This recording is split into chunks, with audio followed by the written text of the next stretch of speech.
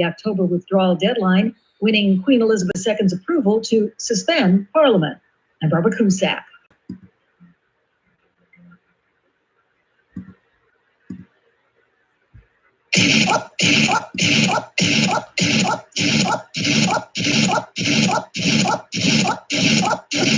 This is the Truth Frequency Radio Network. TFR. Truth Frequency Radio.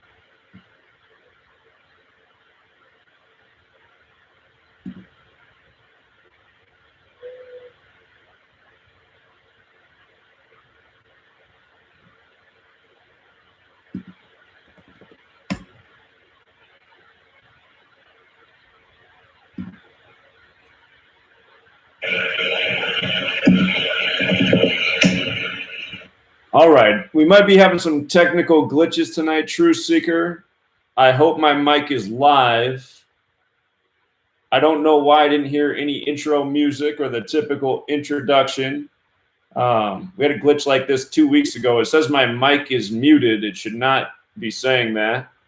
But this did just happen 2 weeks ago. So if you can't hear me, this is Zachary K. Hubbard. This is the Gematria effect. Technical glitches do happen, unfortunately. We're here every Wednesday night, 6 p.m. to 9 p.m. Pacific, 9 p.m. to midnight Eastern. And if you never listened before, this is a caller-driven show. I put out a lot of content each week. So for these 3 hours, I like to hear what other people have to say. If you do want to call in tonight, it's a great night to call in. I always recommend calling in early because sometimes the line gets long. The number is 213-233-3998. Again, 213-233-3998. Before I do go out to the callers, I want to talk about the church fire in Philadelphia yesterday. I put out a video on this in case you missed it. I think this is an important story and one to keep an eye on. This was not an accident. This was an arson. And again, by understanding this knowledge of gematria, the practice of coding numbers into words, you can see right through rituals and who is responsible. If you're not aware, Revelation, the final book of the Bible, the 66th book, there's a letter written to the church of Philadelphia about the synagogue of Satan, the false Jews, those who say they are Jews but are not, but are liars. And interestingly enough, in Gematria, Philadelphia and the synagogue of Satan have perfect numerical overlap. Philadelphia also equates to the same thing as church, Christian, Jesus, cross. They're all the same. Revelations about the return of Jesus. And all of those words have a value of 61. They reported that this church fire happened just before its 61st anniversary. And recall, it was a little more than a week ago, we had the Philadelphia police shootout on a date with 61 numerology. Always an important number to that city. Church, Philadelphia, Christian, Christmas, Jesus, cross, and more. They're all 61. And what's interesting is the establishment date of Philadelphia, October 27th. This church fire came August 27th, 61 days prior. 61 days. And they said the fire began in the attic, just like what they said happened at Notre Dame. Recall on April 15th, you had a fire at Notre Dame and a fire at Al-Aqsa Mosque in Jerusalem at Temple Mount. And we pointed out that both of those fires on April 15th were exactly 118 days before August 11th, written 11/8 like 118 in the majority of the world. And all year we'd been talking about circle the date of August 11th and keep your eye on Temple Mount. What ended up happening on August 11th was the Muslim worshipers on their holy day were blasted by the Israeli police with tear gas, which happens to sum to 118. And that was the day, the festival of sacrifice for the Muslims, one of their most important holy days in the year. For the Jewish people, it was also Tisha B'Av, to remember the destruction of the two temples. Well, the name of this church that burned in Philadelphia yesterday was the Greater Bible Way Temple. Temple, key word there, Temple. Philadelphia, home to Temple University. And the thing about Philadelphia is Philadelphia, Pennsylvania sums to 118. So does Greater Bible Way Temple, 118. And from the fire at Notre Dame and the fire at Al-Aqsa Mosque on April 15th to the fire in Philadelphia, which was very similar, in the attic again, it was 134 days later. And why does that matter? Tisha B'Av equals 134. So does 9th of Av. 9th of Av is the English way to say Tisha B'Av. And Tisha B'Av was on, the second day was on August 11th, 16 days before this fire. Tisha B'Av also sums to 53 like religion. 53 is the 16th prime number. So you get this fire 16 days later. These things are not an accident. These are all part of ongoing and contrived rituals that are leading to something bigger. And that's why we said all year, remember the date August 11th, watch how the major news stories of the year are synced up with it, and watch how when the day comes, there will be significant events as there was, and watch how as the days pass, there will be more events synced with it, because this is how the New World Order operates every single year. They foreshadow riddles, they clue in dates to look for, and without surprise, when you know the code, things happen. It's just like the other date we said to circle this year was March 15th, the Ides of March. It ended up being the 2 mosque shootings in Christchurch, New Zealand. And the day that happened, we showed how that was synced up with Tisha B'Av. And sure enough, what happened? During Tisha B'Av, you got a mosque shooting in Oslo, Norway, where the shooter on March 15th was supposedly inspired by the Oslo bomber Anders Breivik. And of course, Oslo should remind everybody of the Oslo Accords, which were meant to bring peace to the Middle East. And September 13th will be a big anniversary of the Oslo Accords. Definitely be looking out for the date September 13th as well, upcoming. One ritual after the next. So there's a whole lot more to that Philadelphia story. I did put out a video yesterday. It was on the 239th day of the year, which is the 52nd prime. They said the fire was on 52nd Street. Think about the Philadelphia Eagles winning Super Bowl 52. That whole riddle was through the number 239 as well, as we covered that year months in advance, saying that the Super Bowl would be Eagles and Patriots by understanding this code. The word prophecy equals 52. Also interesting about the church fire yesterday is it was a date with 29 numerology. Fire, prophecy, and church all sum to 29 as well. That's why you want to know what we call the 4 base ciphers, the alphabetic order with the rules of numerology, and the reverse alphabetic order, and the reverse alphabetic order with the rules of numerology. Lots of overlap between church and Philadelphia in those ciphers. So keep your eyes peeled. The New World Order, you know, they never stop. That said, there are a million other things to talk about. Fortunately, I put out videos on most of those things this week. And before the line gets too much longer here, let's go out to the callers. Minnesota, 2 weeks in a row, first in line. Thanks for calling in.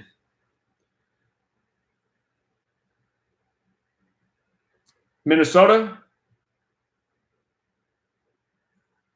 Uh-oh. Minnesota? I don't hear anything right now. Just like how I didn't hear anything when the show should have began. Why would I not be hearing sound right now? me try the next caller real quick. Reno, Nevada. Testing. Hey, what's up, Zach? How's it going? Hey, it's going well, man. Hey, man, I just wanted to tell you how awesome your stuff was today. That Brewers call this morning, the Brewers call. See, man, and you know what, Zach? You've been on it. I've been placing one bet every day this week. Just one bet every day, like you said, a dime a day. There you go. That's all bet. And I hit every bet I made. I haven't been playing parlays, just one good bet every day. And just for the layman people who are kind of don't understand how basically how this works. It's just a battle of numbers, man. It's a battle of numbers. Each team has numbers. Which numbers are stronger for that day, or numerology, or however. It's just a battle of strength of numbers. Each team is showing up with a date, and then you'll gauge your judgment as you learn the knowledge. And what I wanted to say, Zach, is that when you don't call games, like that Hawaii game this past weekend, you could have called that game easily if you wanted to. I mean, that game was all over Nick Rolovich. That game was all over his birthday. That game, I mean, I didn't have enough guts to play it straight up without the points. They took the 11 points and they beat Arizona. But I'm just saying, when you don't call games and you make us do the knowledge ourselves, and you kind of keep the heat off of the games, and I know you're catching on to this, kind of seeing your subliminal shit that you be putting out sometimes, where you don't really lean to one side. You can kind of put the numbers out there and let people catch what the hell you're saying. And if you kind of lean to one side of a game, those guys will change it up just to protect the integrity of their game, which there is none anyway, but they want to protect the facade of the integrity of the game. Indeed. And I'm just saying, Zach, go ahead, Zach. I appreciate the call, friend, and I'm glad to hear you're winning. Thank you for the support, and it means a lot, man. You have a good night. All right, you too. All right, take care. So, all right, that's good. I'm going to have to go back to Minnesota to see if he's there. Normally he's right on point, so I was worried for a second that I couldn't hear anything. His call was a little bit muddy. He's just saying that, he participates in my Patreon page, and he really appreciates the knowledge we're putting out. So glad he's appreciative. Let's go out back to Minnesota, see if he's there. Minnesota? Okay, I'm trying again. You hear me this time? Now it's perfect. Now we're good. All right. So right now I just watched the Twins hit their 256 home run. They have 7 players that have hit 20 home runs. One player has 19. So they're about to set a team record for home runs. And so if you see how that next home run is going to be symbolic. The next one will be 257. That's the 55th prime number. Minneapolis equals 55. Big number with Minneapolis. The recent Super Bowl in Minneapolis, the Patriots fell to 5-5 in Super Bowls all time. It was put away with a sack fumble by number 55 on the Eagles. So watch for that 257. I got to keep my eyes peeled on that because I know that's going to be a beautiful ritual. So very good. It could be tonight. They're playing the White Sox, so it could be tonight. Okay. Now, this next story, it kind of saddens me because it shows you how desperate they are, but then how they do get sloppy in their sacrifice. Now, we had one of the Tampa Bay prospects get killed. They killed his wife, they killed his mother-in-law, and they killed the baby. And this is supposedly killed by the brother-in-law, who they found naked. Is this the Tampa Bay Rays baseball? Yes, the Tampa Bay Rays baseball player. He was playing, but now get this, his name is Bivens, but he was playing with the biscuit. Bivens playing with the biscuit. And then the murderer, his name is Matthew Thomas Bernard. So again, when it's sacrificed, they give you the 3 names. Why would it just a common, well, I can't say this murder is a common story, but why would they give you the 3 names here for the murderer? His name is Blake Bivens. That's the player that got killed. Blake Bivens, and I think it's the Montgomery Biscuit. Maybe the Montgomery's wrong. But it's just showing you, we've got the baseball playoffs coming up. We've got football coming up, college football, and they require blood. And people don't understand this about America and don't understand this about American sport and who the true religion is that needs blood to start these seasons. I mean, it's just kind of sad that we're faced with this and most people don't even get it and aren't aware, you know, like you were saying, coincidence, randomness. It's none of that. This is heavily planned in the future. I mean, it's literally like movie show scribes sitting somewhere figuring this stuff out. It is that serious. Movies show this. Jupiter's Ascending shows the different scribes that make this stuff up. And so this is how serious it is.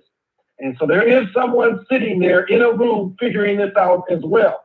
Because we are in the mindset that numbers, you count numbers, but numbers aren't really to be counted.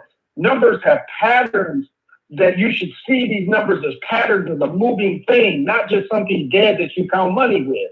It is a moving energy, the gematria that I practice with the divination, it's all the same. And so this is how you have to look at numbers because they're more than just for counting. So that's really all I had. You know, I called just for support, brother. I appreciate it. Great call, as always, friend. And if you want to promote your channel, please go ahead. It's under Sun-Eyed Eagle. Okay. I do that, and I do a talk show almost every night, 11, 12 o'clock Central. So yeah, you're a night owl. You wanted some late night energy. Yeah, you're a night owl, man. You want some late night energy. Well, thank you again, brother. All right. Yeah. Take care, man. Have a good night. Okay. And I think Derek's calling in. What's up, Derek?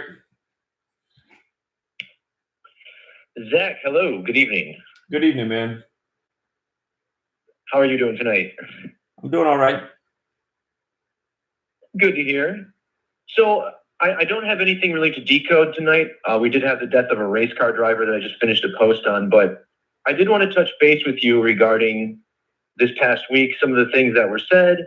And I just want to clarify my involvement with Anarchadelphia and then address what I think is at the root of this rift that's been recent between, our channels. And I just want to talk about that a little bit. And if that's cool with you, of course. Of course, that's cool. It's open mic night. Yeah, and if anybody has any criticism of you, it's never that you don't let people speak their mind and, be open to discussion. So I trust that, we'll be good. So first of all, thanks for the kind words you did say in the video, which is that you thought I would do a good job of teaching gematria and whatnot at the conference. Now, I feel like some of the rest of the things here might have been a little overblown, and I'll explain why, and again, explain, my involvement with this place. So, now, and correct me, you jump in whatever, if there's anything that I'm missing. But to my recollection, this began in like late February, early March. I was on the show and we were talking about the death of Jorge Jimenez, which was the man who Coach Jim Boeheim struck with a car in Syracuse, New York. And I had suggested that this particular death might have been an organic thing. And the reason I said that wasn't because I just decided to say that, but because one of my subscribers had reached out and said this person really died. And he was friends with the neighbor who was part of the group of friends that was supposedly in the car with him. So, and I don't know what happened. I didn't talk to anybody else who was involved, but I made that suggestion. And I felt like you raised your voice pretty quickly at that and got upset. And, in this video you put out this weekend, it sounded like you stated that I was starting to suggest that all of these things were organic. And while I definitely do think that actually some of these things that we see in the news are, by no means did I ever say that everything was organic and that there's no conspiracy or anything of that nature. So I want to be very clear about that. So I don't remember exactly what video that you said it in, but you did say something to the effect that, you did say something actually pretty much right on point to what you just said you didn't say. And maybe you're speaking off the cuff because I think you do your videos like me. It's not like you're rehearsing it. You're just speaking. But you did say something to the effect of perhaps all of this is organic and we've been misled that there's some sort of conspiracy with this. You did say that in the video. So. Okay. Well, and if I said that, that's definitely not the intent because I 100% believe that this code is being manipulated by people. And that was definitely not the theme of the video, but may have been something I said. It's certainly not the intent. So in regards to that, one of the things I get asked most often is, why did they code these news events by the numbers? I imagine you probably get that question a lot too, right? Mm-hmm. And what do you typically tell them? Kabbalah. Right, which, again, this is the belief that God created the world by merging the letter and the numbers. So the way I see it is that the idea of this organic matrix existing in the first place, and the fact that we can look at our own lives and see similar patterns, to me, that explains why this system is so important. Because to me, I've always struggled with why they would make sure that every single detail of these stories have relevant numbers in Gematria. So I tell people that, hey, there's this thing called, we call it the organic matrix, and we find these synchronicities in our own lives. And to me, the dark occult, the mainstream, whoever this is, they have a pretty decent understanding of that, and that's why this is important. And because things happen in our lives by the numbers, them coding these events by the numbers thus affects the subconscious even further. So do you think that's kind of part of what's going on? Well, that's what I've always said for years. So, I've covered those things since probably 2014. Yeah, okay. So, right. And like I hear sometimes in your videos, you talk about my origin in Gematria, which is that, I kind of built the calculator because, I was trying to prove to myself that you were crazy a little bit, right? Because I was looking at these and it was so simple, and I almost didn't want to believe it because it was this sheet that had obviously been pulled in front of me. So there's a lot of truth to that. But, at the same time, while I did see the same patterns that you saw in the news stories, I also did see those things in real life. So I guess I just want to establish that, I definitely believe that the organic matrix is real, but it's only like, I think, barely 3% of my posts are on organic numerology. So it's a really small part of my work. Sure. And, sure. I don't have anything against the organic side. I talk about it all the time. I mean, I post about organic stuff that happens in my life on my blog all the years that I've done it. I have a post yesterday on the organic side. Yesterday, I called my nephew, who was born my senior year of high school. It was his first day of college. He got pneumonia right before class started. So I was calling to see how he did on his first day, if he was feeling better. And luckily, he was feeling better, and he had a good first day of school.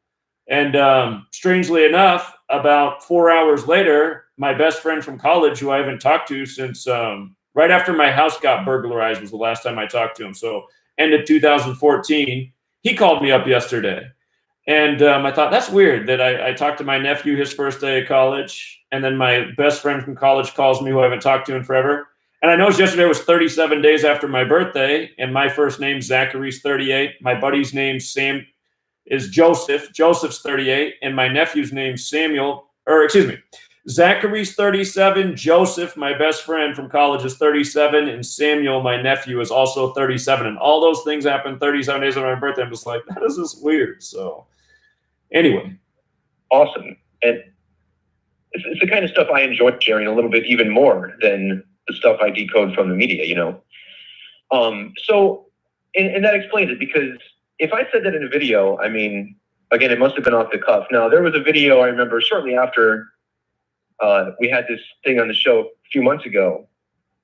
You had said at the end of a video, don't listen to any of the other Gematria channels that are saying that this is all organic. And I was like, I thought that was kind of strange. So I texted you and I was like, hey, I know we had our disagreements on one of these stories, and maybe you were basing that comment off of what I said, which again, I don't remember. So, and I was like, are you taking pot shots at me in your videos or whatever? And you said, no, that was the commenters I was talking about, which I just wasn't sure how genuine that was. And, I was a little upset at it. So whatever, I just let it go.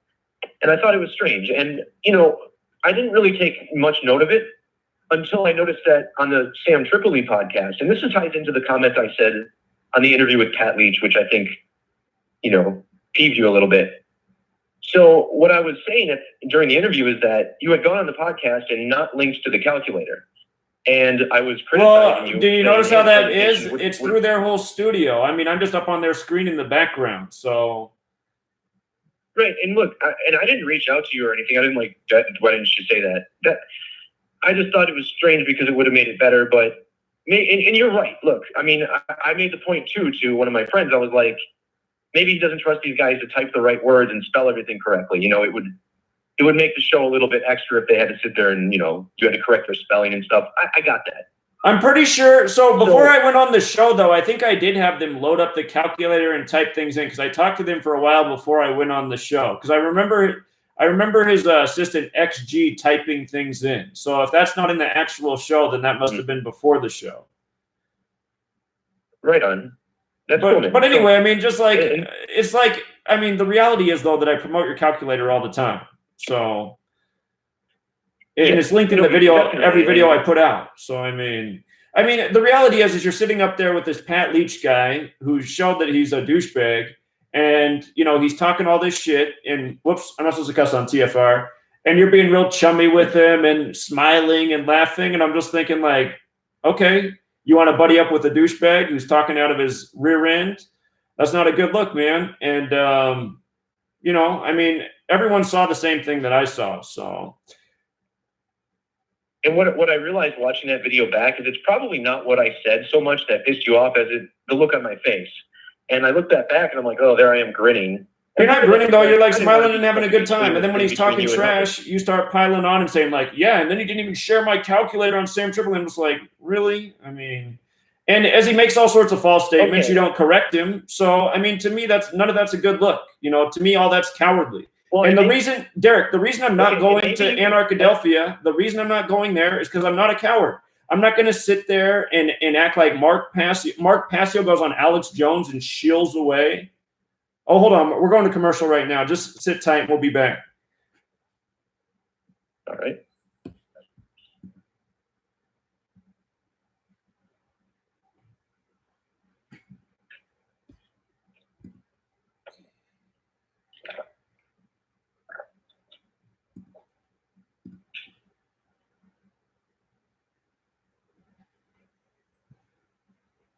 Okay, so again, there's a glitch tonight. I cannot hear any of the audio. I wonder if it'll start in the second hour, because last time we had this glitch for the whole first hour, I couldn't hear anything. And then all of a sudden at the top of the second hour of the show, it started working. So I don't get my notifications like the music that I would normally hear for when we're going to commercial break.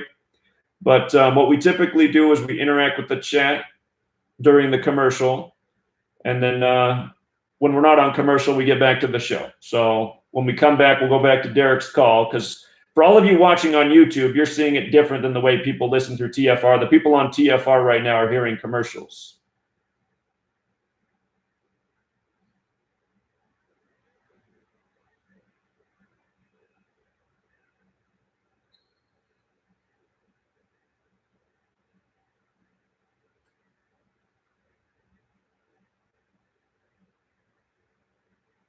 Somebody says, this year is like 2016 in the truth community. I don't know what that entails. So, what are my thoughts on Neuralink?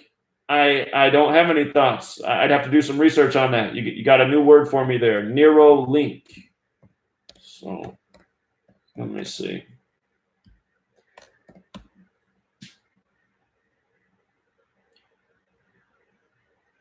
It's an Elon Musk company, huh? Developing implantable brain. Well, that's interesting. I'm gonna have to look into that one. I don't know how I hadn't heard of it before, but I appreciate you bringing it to my attention. And thank you for the super chat.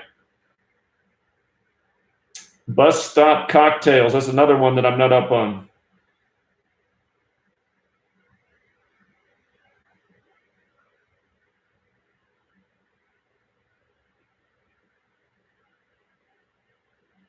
Well, I don't know. I don't know if there's 2016 and 2019 are the same. Yeah, I did a video yesterday on the hurricane in Florida. The first news announcement of a hurricane was yesterday. The date was 74 numerology. Remember, the qualifying wind speed for a hurricane, 74 miles per hour in Hebrew. Hurricane equals 74. You had the headlines about Trump nuking hurricanes, nuclear energy weapon. They all summed to 74. The headline was yesterday on the 2-year anniversary of the flooding of Houston and Texas by Harvey. the 239th day of the year, the 52nd prime, Hurricane 52, Flood 52, Earth 52, weather warfare in 52 year after year. So be sure to, check out the channel, go to search Gematria Effect News, click the tab, and see what videos I've been putting out, because you're probably not getting notifications for all of them.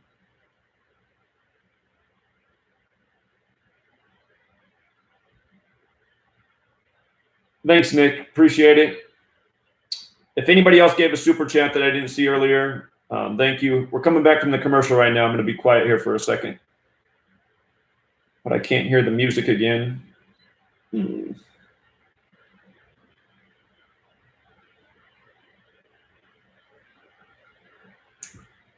Let me see something.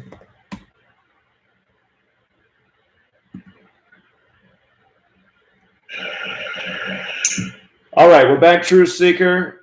Sorry, I do not have any notifications for when we're back. It says my mic's muted the whole time. I can't hear any music, so it's making the transitions tough. I do apologize. This is the Gematria Effect. We're taking your calls all night. We got Derek on the line. Rambo's up next, and a whole lot of other great callers. Before I go back to Derek, I was just saying, Derek is going to be speaking at Anarchadelphia. He is going to replace me since I was removed from the event. And the reason I was removed from the event is because I was critical of two of the speakers. And honestly, I don't want to be on the stage with two frauds, which is what they had me scheduled for. And so I was going to say something about it. And if they had a problem with it, well, then they were going to do something about it, which they did. They removed me. But Mark Passio, he gets on his YouTube week after week, and he takes a dump on everybody, and he boasts about, how he's the man and everybody else is little boys and girls, and nobody else is doing anything except for him.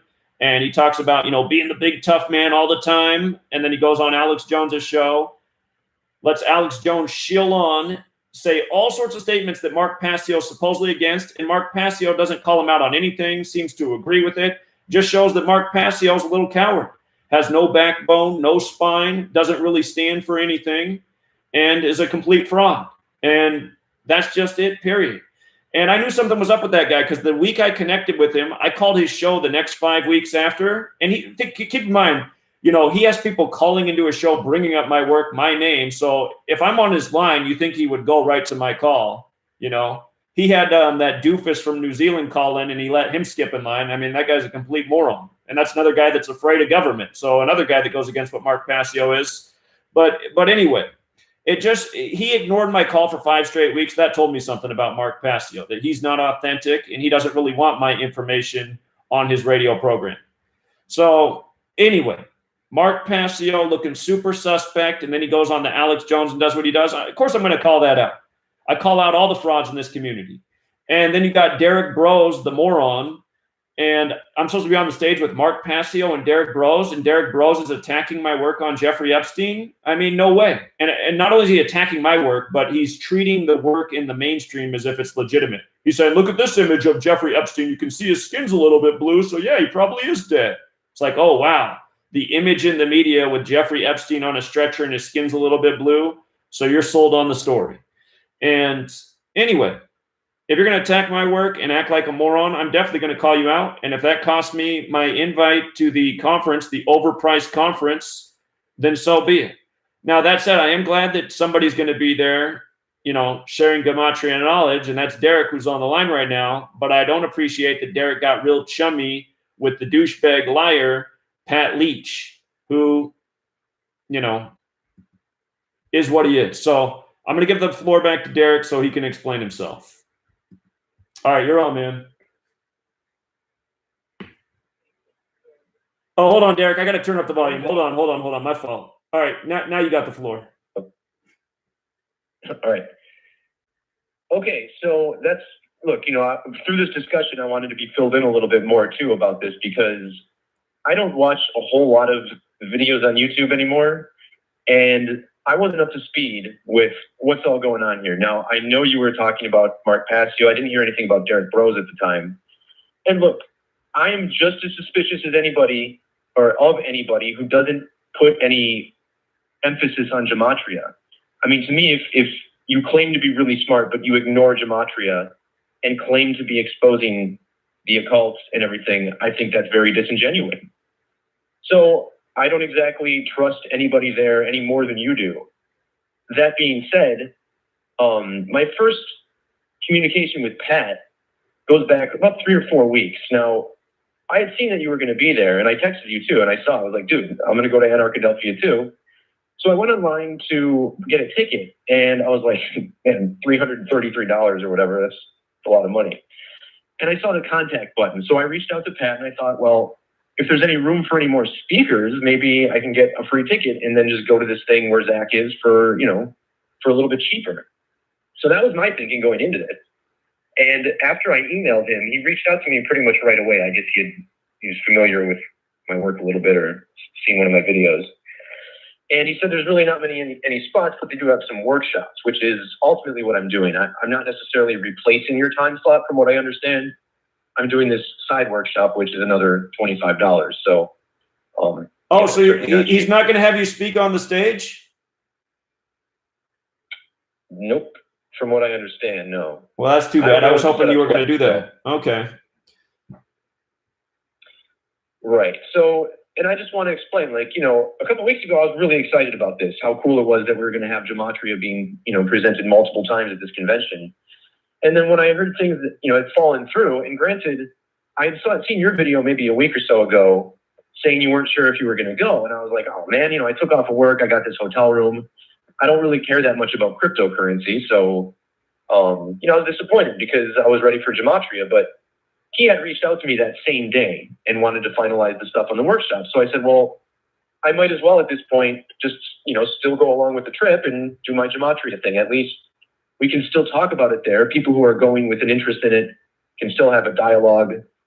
And yeah, again, I won't be on the main stage, I guess.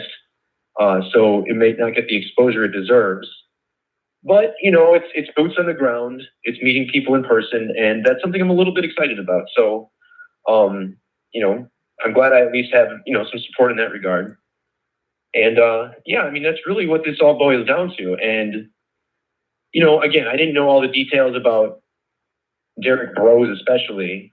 So, it makes a little more sense about what happened between you and them. But, it's just I wasn't going to cancel everything because of the rift between you and them. Because at that point, I had a conversation with Pat and we had gotten along. So, yeah, so that's not the thing, though. I don't want you to cancel the thing. I'm glad you're speaking there. I just don't like you getting chummy with this guy, and while he's talking all this mess, you're just nodding your head and then piling on too. I'm just thinking, But in all fairness, Zach, that was one clip out of an hour and a half in which I constantly promoted your work and talked about how you got me into it. So not exactly.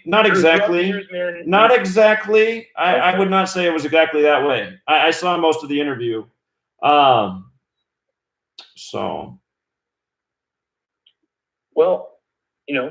apologies if it got a little bit much. Apparently it was, because you got a little personal on me in your video, which I thought was a little much. But look, man, I hope you still understand that we still have the same goals. Our work is not the exact same. We go about it a little bit differently. But when I'm teaching people Gematria for the first time, I definitely mold my work more closely to your model and talk about the simple things. And, we'll definitely be focusing on the meat and potatoes of Gematria for that talk. So I guess that's really all I got to say. All right. Well, I am glad you're speaking there. It's good that the knowledge will still be getting out somewhat. I wish they had you on the stage. Maybe that will happen. Maybe you should reach out to Pat and say, well, what are you doing with Zach's time slot? So. Yeah, I will. Good point. There's a lot of Philadelphia news to share with them. So. Well, yeah, this Philadelphia thing, the fire yesterday, did you know the mayor was 22,300 days old exactly on the date of that fire? Philadelphia 223 in Gematria. Just like the synagogue is saying. Right. And there was a refinery explosion earlier this year in Philadelphia. He was 22,233 days old. So this 223 in the mayor's duration and his age and since the date he took office has been all over the place. And I don't know, Zach, do you want me to real quick touch on this death of Jesse Combs just for old time's sake here while I'm still on the line? Sure. Okay, so real short one. In the alphabetical order, race car driver Jessie Combs equals 239. She died on the 239th day of the year, and she was 2,039 weeks old. She died while trying to break the land speed record. So in the headlines, they put in quotes, fastest woman on four wheels. That sums to 317, the 66th prime number. Jessie Combs equals 66. Right. Like and if you see my post on this, her name has all sorts of things with eclipses. It's funny, race car driver Jessie Combs actually equals 2020 in Jewish Gematria. So her death with that 317 is totally aligned with that eclipse as well. She died in Oregon on a date with 74 numerology. Right. Oregon equals 74, and Jessie Combs equals 33. Right. So Oregon, the 33rd state, once again, 3374 paired up. Her name Combs is 239 as well, the 52nd prime to go with being dead on the 239th day of the year. So. Oh, excellent. How did I miss that? Combs, you said was 239? No, 52. Just using the alphabetical order. Oh, 52 in order. Oh, perfect. All right. Well, I will add that. Yeah. I forget. There's a couple other things. Yeah, that's all I got, man. Let's let the other callers jump on, and thanks for the floor tonight, Zach. Yeah, thanks for calling in and explaining yourself. All right, man. Take care. All right, man. Yep. Later. See you. All righty. We got Rambo. What's up, Rambo? Thanks again, Zach. Of course. And your girl Serena's off to a good start from what I've seen. That's what I'm going to talk about. All right, I'm ready. Also going to say just, I'm not going to get into detail, but about the organic side of Gematria, for my life personally, it's like my whole life is scripted according to the numbers and also according to the zodiac. It's just everything that happens from my birth on. Everything, even my house, the place I lived in burning down, my car breaking down, where I live now, it's all by the numbers. What's that make you think? So, what does that make you think?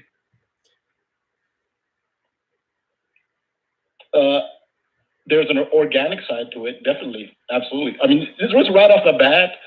I'm born June 11th of Making Gemini, and the symbol for Gemini is twins. And I was born with a twin brother. So I'm twins, and I'm born into a zodiac sign where the symbol is twins. And then it's on and on. I didn't go to detail. It's just everything. Sure. People always ask me, do we live in a simulation? What's your answer to that? I can't, something like that, you cannot answer for certain, but it's very possible. Sure. Something interesting is going on. So, yeah. No, as for me, but the numbers, it's so detailed. It's everything. It's what I'm going through right now, where I live right now, where my car broke down, the specific spot. My car broke down in front of a towing company, and it's the name of a towing company. But I mean, it's everything. It's and it's all tied into the zodiac and everything. It's amazing. The detail is ridiculous. But yeah, so before I talk about the Women's U.S. Open, I want to talk about, in general, what I've been talking about a lot, which is the sacred feminine principle. I'm going to talk about it some more because this is how relevant it is. You had a great caller who called in. You did a video with him. He talked about Missy Elliott at the VMAs and how she displayed certain numbers. I guess the most prominent number was the 22 that she had on the back of her jacket. And then she had a 54 on the back pocket, and she had a 17 on the back pocket. And everything about that was just what I've discussed about the numbers and the sacred feminine archetype. Everything was involved in that. Sure. So Missy Elliott, yeah, right off the bat, she shares the same birthday as Princess Diana, who was born and raised to represent the goddess archetype, with the eventual goal of ritualistically destroying the goddess. She was born July 1st, or 1st July, which is 7-1 or 1-7. she was Missy Elliott was born in the year 71, and she had 71 on her 17 on her back pocket, which is a reflection of 71. Sacred feminine in Gematria is 71. Sacred feminine Gematria is also 253. 253 is the 22nd triangular number, hence the 22 on her jacket. A representation of the sacred feminine is the dove. The dove sums to 17 because she had 17 on her back pocket. 17 is huge for sacred feminine. Dove sums to 17. The architectural representation of the sacred feminine is the dome. In Gematria, dome sums to 17 and 71. The dome represents a womb. Womb sums to 17. The womb develops the fetus. Fetus sums to 17 and 71. Gematria is why the most popular American magazine that caters to girls is 17 magazine. Also, the phrase that Donald Trump used to desecrate the sacred feminine, grab him by the, P-U-S-S-Y. Right. And to grab M, it's apocryphy, E-M, which is, that's in the official transcript. That phrase sums to 71 and 82, just like sacred feminine sums to 71 and 82. So that was a direct ritual desecration of the sacred feminine. So all these female Trump supporters need to keep that in mind. It's kind of unfortunate that people won't see through this. So 17 is a huge, and its reflection 71 is all over Missy Elliott. And the 253, which is the 22nd triangular, which is why she had that sacred feminine 253. And obviously she had the 54 on her other back pocket. The 54 speaks for itself as the number of Venus, which I've talked about a lot. I'll talk about it a little bit some more. That every major female brought to public awareness in the media is coded with the sacred feminine numbers and the goddess archetype. This is as well as major historic events like the birth of the United States. They use birthing rituals, which is a feminine act, for a lot of their projects. But this brings us to women's tennis. Nothing is more heavily coded with the goddess archetype than women's tennis. Just look at the gematria of Venus, 81 in the simplest cipher. ABC corresponds 1, 2, 3 up to Z, equals 26. Ordinal, it's 81 ordinal. 18 in reverse ordinal, that's Venus. Tennis is also 81 in ordinal, and also 81 in reverse ordinal. Another alignment with tennis and the goddess code, Venus is the goddess of love. In tennis, when a player has no points, that score is not referred to as zero. The word for 0 points in tennis is love. Right. Yep. Mm-hmm. Needless to say, in gematria, love has the same values as Venus, 54 and 18. Venus has been coded into women's tennis through the tropical zodiacal houses ruled by Venus, namely Taurus and Libra.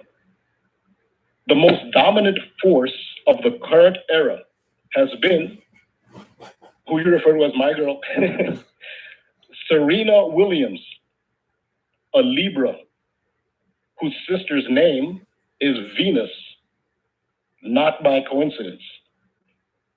The quote-unquote 5th Grand Slam tennis event has become the Olympics since professionals were allowed to compete in it.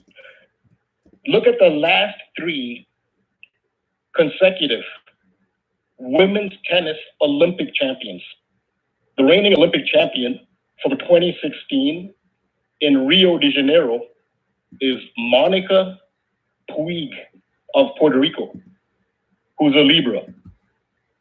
Before that was the 2012 London Olympics, which was won by Serena. We know about her, Libra. Before that was the 2008 Beijing Olympic champion, Russia's Elena Dementieva, also a Libra. There's 3 Libras in a row, Olympic champions in tennis.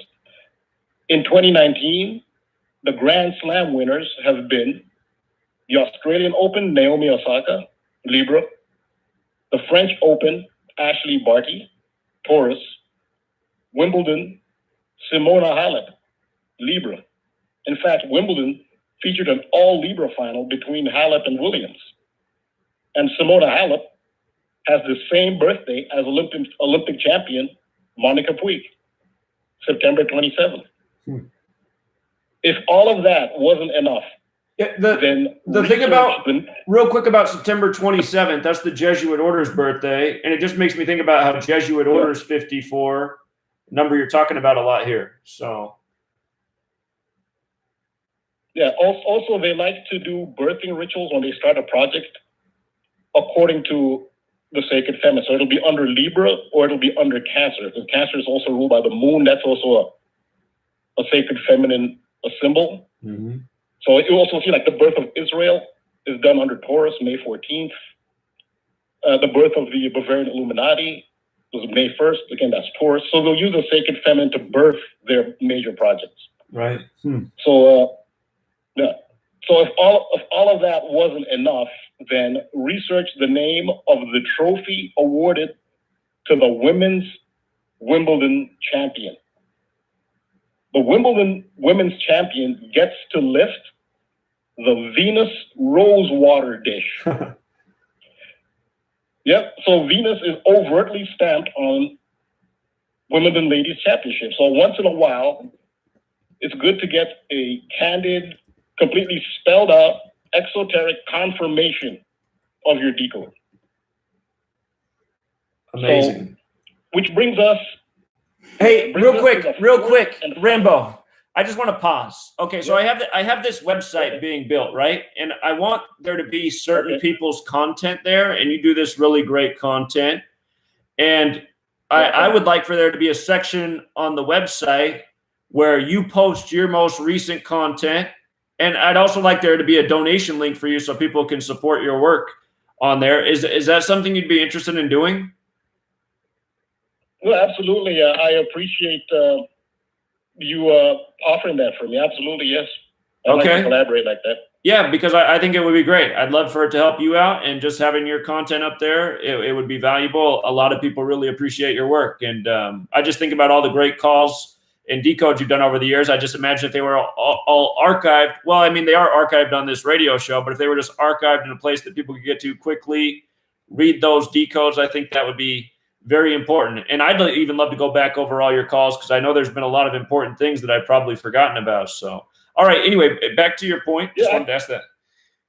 Actually, I write them all down. It's only a few of them I lost when my place burnt down. Sure. I wrote them all down, and I have most of them written down. Awesome. Awesome. Yeah.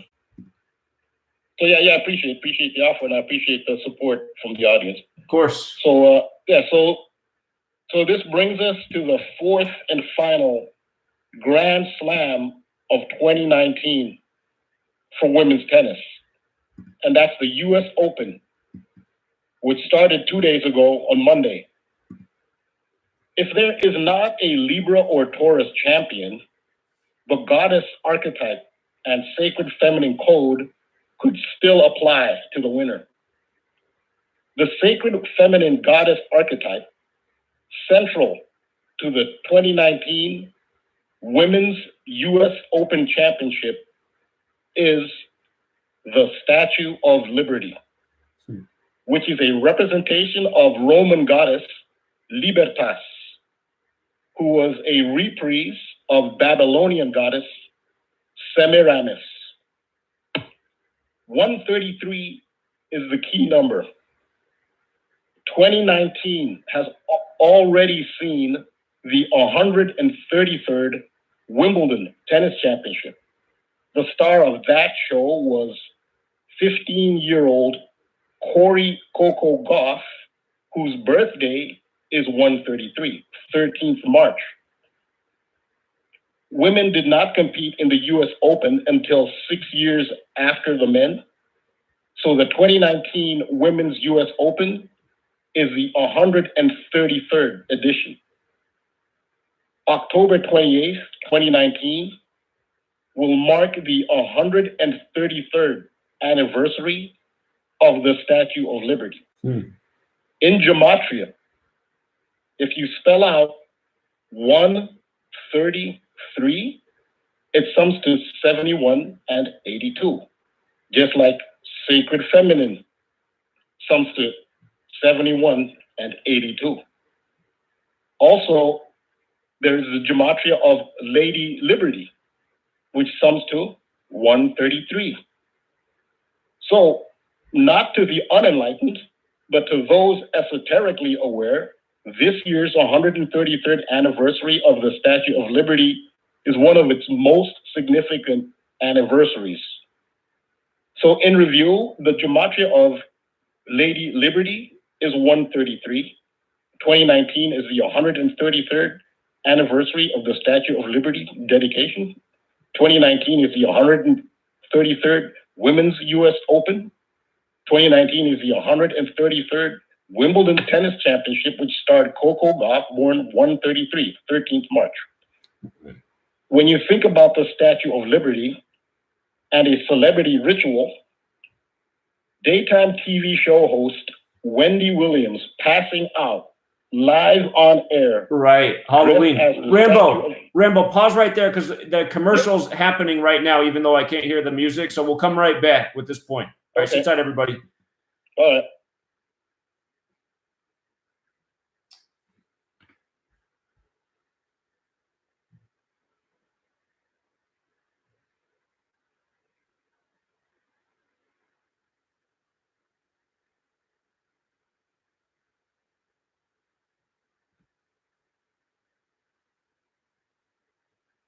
Okay, we should officially be on the commercial break. Again, there's some sort of technical glitch this first hour. I'm the last time this happened, the technical glitch ended after the first hour was up. So possibly that'll happen again tonight. I hope it does because it'll make things easier.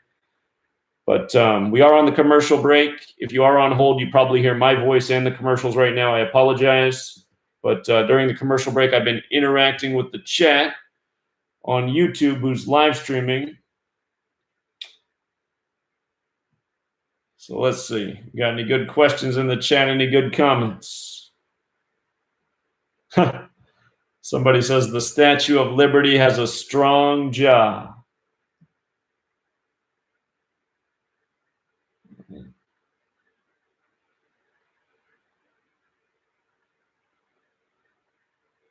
Let's see. Somebody said, what is the song that I play? Well, there's a few different songs that play during the commercial break. So it's not one specific. For the person who said, can you get a paperback version of my book? The way to do that is to get the ebook that I sell and then send it to Lulu, LULU.com, and they can put it into a printed copy. One of my great contributors, Jeremy White, he has a YouTube channel, JHW3D. J is in John, H is in Hector, W is in White. 3D, 3 Delta, JHW3D. If you find that channel, he has a video on there about how to turn my book into a printed book and make it look good. And great video he did, so check that out.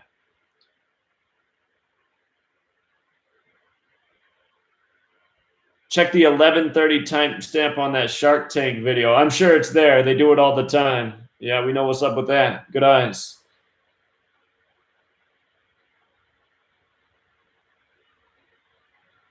Let's see.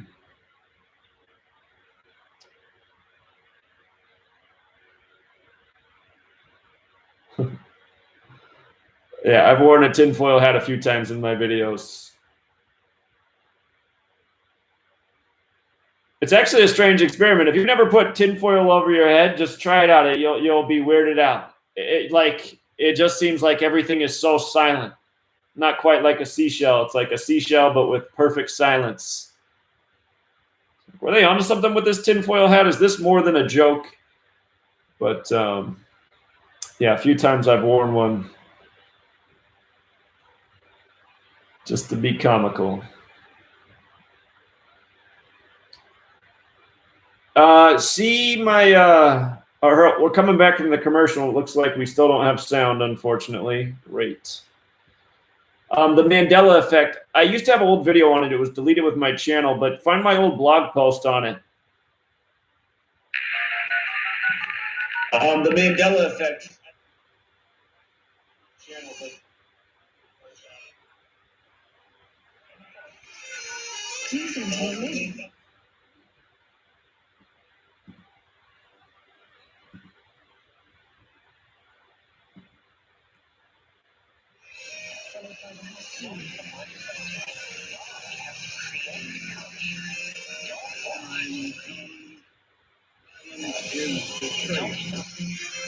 Okay, the sound's back.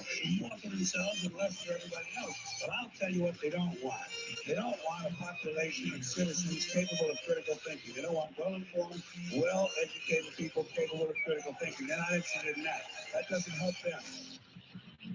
Think for yourself. Election authority.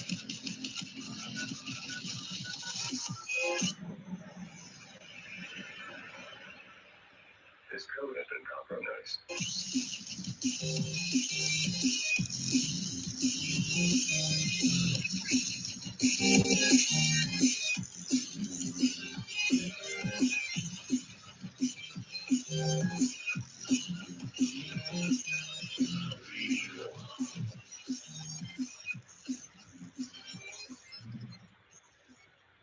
All right, we're back, Truth Seeker. Finally, we got sound. It even says my mic's not muted. It feels like we're actually doing the radio show. So if you missed the first hour, you missed some great callers. And we're in the middle of a Rambo decode, which is always great. He was getting into the points he really wanted to make about the Statue of Liberty and it turning 133 years old. Not too far from now, and he was bringing up the Wendy Williams incident where she collapsed on stage. And if I remember right, that was Halloween, but I'm sure Rambo's got us. Let's go back to Rambo.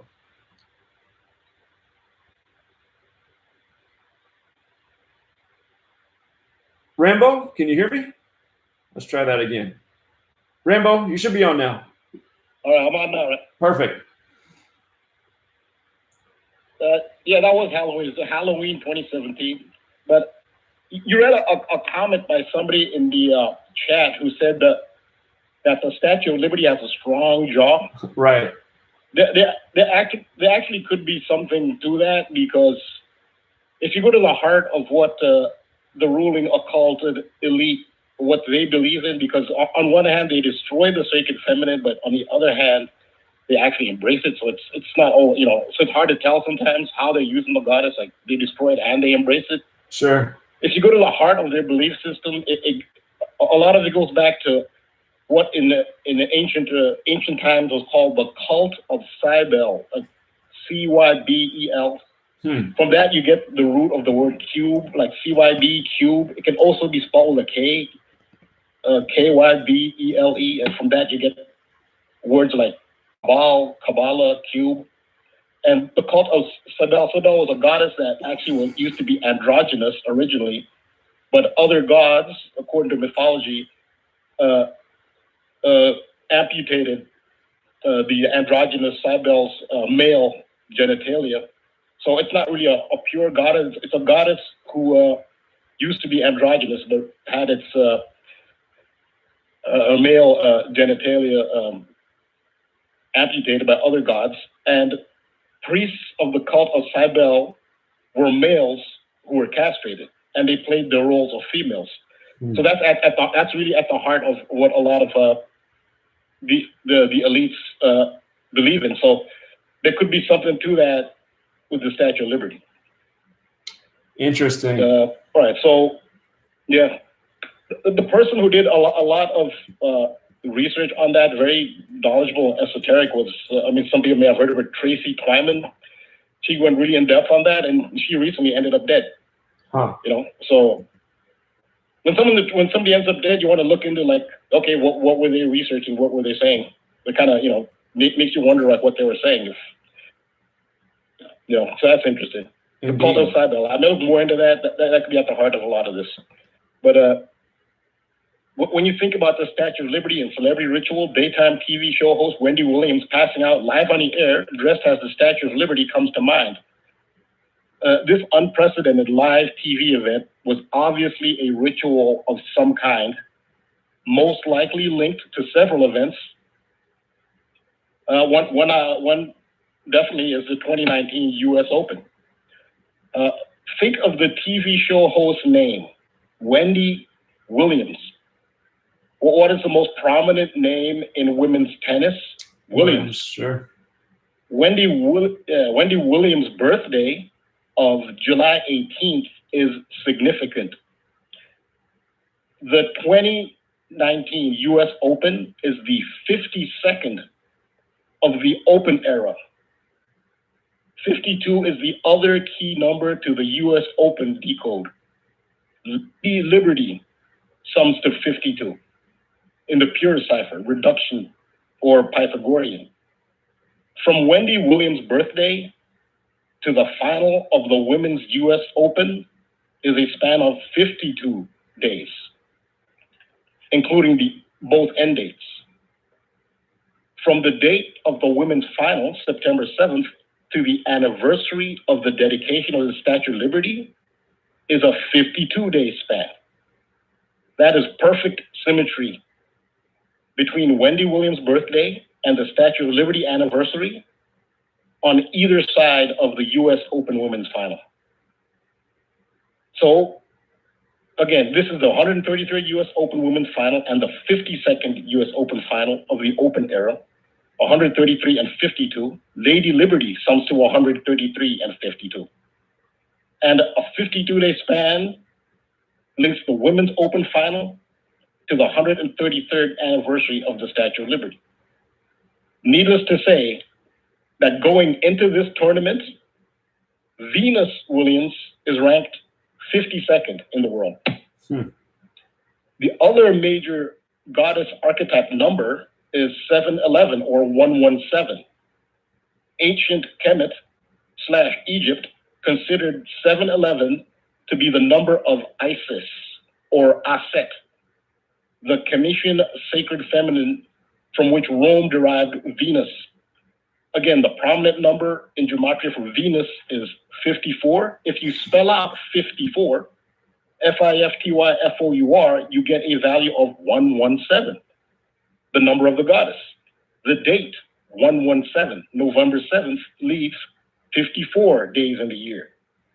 The pyramids of Egypt are built at a 7:11 ratio, height to base. The entertainment superstar Beyonce, who has a song titled 711, visited the Giza pyramids on November 7th in 2009, where inside a pyramid, she sang the famous ode to the Virgin Mary, Ave Maria. The Commission image of Isis with baby Horus on her lap is the inspiration for the image of the Virgin Mary with baby Jesus on her lap. That's why she sang Ave Maria. There's an ode to Isis as well. So 711 or 117, the number of the goddess, is coded into the Statue of Liberty as well. The statue's pedestal sits on an 11-pointed star. You have to get an aerial view for that. Her crown is 7-pointed. So 711 or 117 is on the Statue of Liberty. The 711 number of the goddess was coded into the 2019 Wimbledon women's tournament that saw 7th-seeded Simona Halep defeat 11th-seeded Serena Williams in the final. Their semifinals were played on 7/11, July 11th. So if you go to the official website of the U.S. Open, usopen.org, and click on schedule, and then click on tournament schedule from the drop-down menu to see session times, the list for all the matches from qualifying rounds through the finals, every session time is 7 and 11. 7 p.m. or 11 a.m. 7 and 11 is all the way up to the men's doubles final when you finally get a different number, but it's 7 p.m. and 11 a.m. all through the schedule. So going back to the number coded into this, the 52nd U.S. Open of the Open era, the women's final, a 52-day span from the Statue of Liberty anniversary, and a 52-day span from Wendy Williams' birthday, Lady Liberty summing to 52, Gematria. What else sums to 52? 7-11 spans sums to 52 when spelled out. Right. 7-1-1. Now, 7-1-1 sums to 52 when spelled out. ISIS sums to 52. Daytime TV sums to 52. Think Wendy Williams. Since 52 is coded so deeply into this Open, I figured I would check who won the 52nd Women's U.S. Open. Again, the 52nd for women would be the 58th overall. The 52nd, can you still hear me? I hear you, yeah, loud and clear, I'm listening. Oh, okay, all right. The 52nd Women's U.S. Open was played in 1938. And the champion was Alice Marble. Alice Marble, in Francis Bacon cipher, which takes into account capital letters, with a capital A for Alice and capital M for Marble, sums to 133. Alice Marble also sums to 81 in the simplest cipher, ordinal, as do Venus and tennis. And that At was this point, that was 81 years ago. 81 years ago, 1938. well, that's a good observation. I didn't even I didn't think of that. That's part of the decode. It's a good observation. Sure. But the following point, you could have guessed this even before looking it up.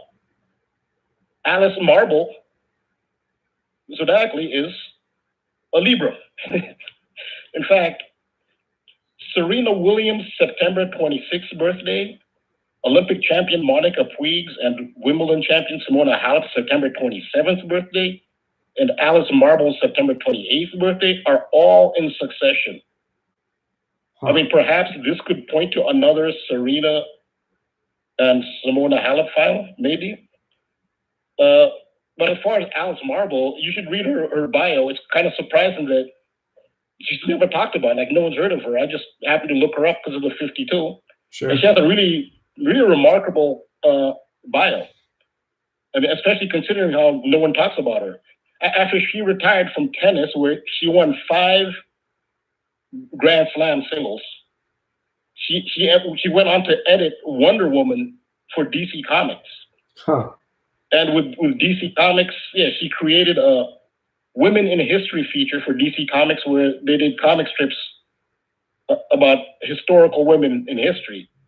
Then she went on to work for the U.S. government as a spy, and she spied in World War II against a Nazi government where she got shot in the back by Nazis and she survived the gunshot. Then she became an advocate for the desegregation of tennis, where she published an editorial in the most prominent tennis magazine at the time, calling for the first African-American, male or female, Althea Gibson, to be allowed to compete in professional tennis.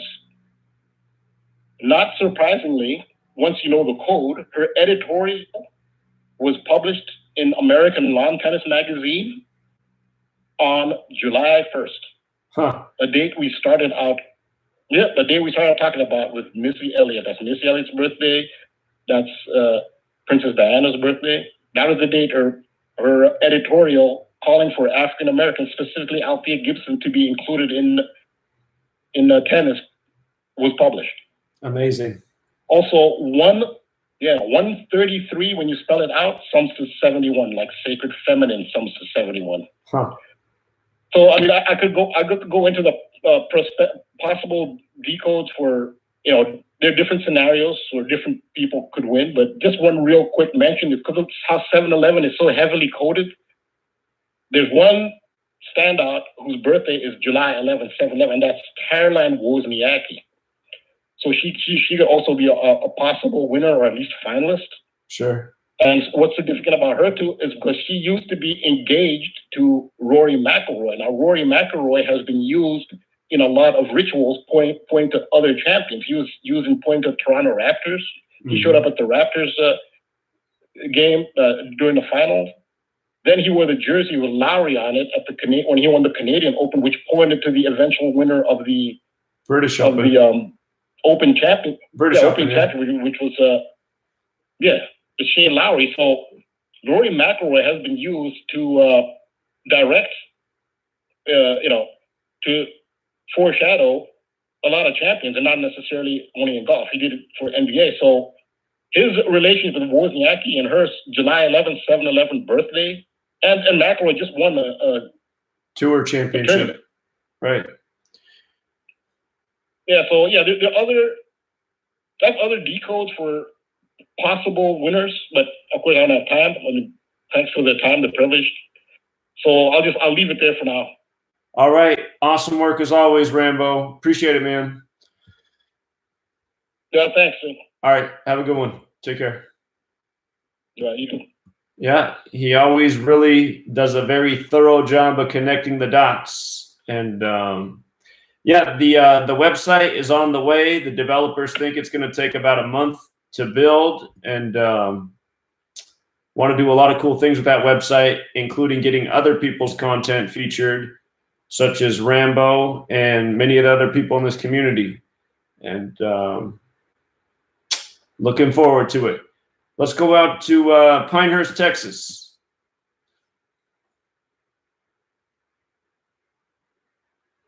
Texas, maybe just listening tonight. Okay, I think Texas is just listening. Let's go out to Atlanta, Georgia. Atlanta? What's going on with that? Hey, thanks for calling. No pressure, no pressure. I called before, man. We had talked a while back. I'm pretty sure I'll be calling. I didn't get into detail. But I see the theme is trying to figure out if this code is like organic or like symbolic. And I personally feel like it's both sides, how they play it. And I tried to catch you last night on the Patreon. I've been supporting you for a little minute. And I was rocking with you with Boston in the finals. That kind of hurt you. I did lose. It's all right. People winning. It's a win or miss, Sure. But I'm going to tell you like this, man. I got the Super Bowl winner, but I don't know if I can say it on your show right now. Well, if you want to put it out there, you're more than welcome to, man. It's up to you, or you can call in on the Patreon, whatever you want to do. All I'm going to say is only one NFL owner has the same gematria as the what they playing the Super Bowl at this year, Miami Gardens. Sure. Only one NFL owner has the same gematria as the state, as the city, and has the same gematria as Trump. And the president usually gives the team the something like a jersey or something, or the Super Bowl. Like what if they give them something? They just meet the president. Right. And only one owner has both gematrias for the president and what they plan Super Bowl. You could be onto something huge right there, because we just recently had the story about the Miami Dolphins owner getting criticized. I even forget what it was now. Something to do with Trump, and Miami equals 45, like how Trump's number 45. And if I remember right, that story broke on a date with 45 numerology. So, okay, I'm going to look into your clue and see what I find, but very interesting. Yeah, I mean, you already know, but out of the two teams that you chose for the Super Bowl, just type their owner's name in and type in where they playing the Super Bowl at. It's Miami Gardens, Florida. Type that in, Miami Gardens, Florida, and it'll give you the same gematria. I'm on it. Brilliant observation. Thank you.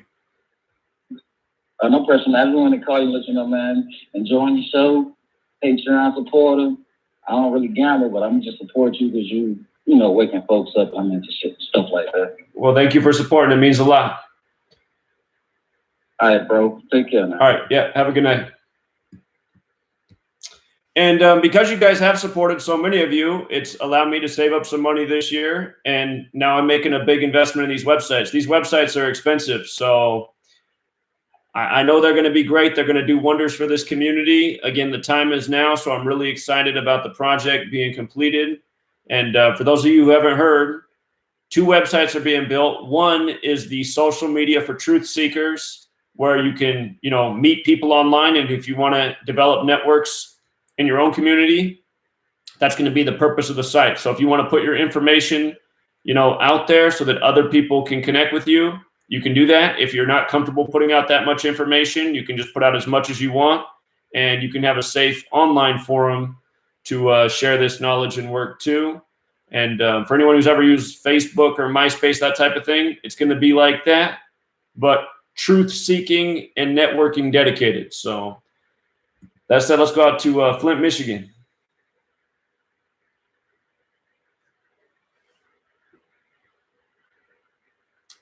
Flint, are you there? Hello? Flint, I think I heard you. Flint, I'd love to hear from you. I know you guys just had another big water incident. Are you there? Huh. All right. Well, thanks for listening, Flint. I'll put you back on the listening line. Let's go out to New York City.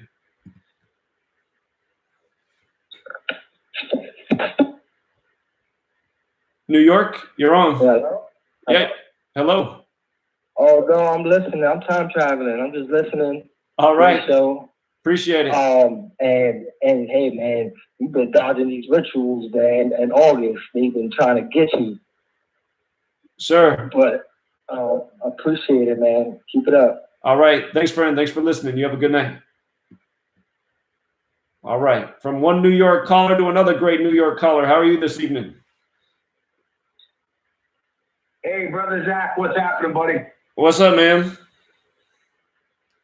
You see it, you hear it. Good evening, fellow truth seekers, and great call as always from Rambo. Kudos. Indeed. But where should I start here? That guy never ceases to amaze me. But, let me give you my thought for the day. It comes from a man called Alexander Solzhenitsyn. He was a Russian author and just brilliant literary mind. He was imprisoned in the Gulag for something like 18 years or so.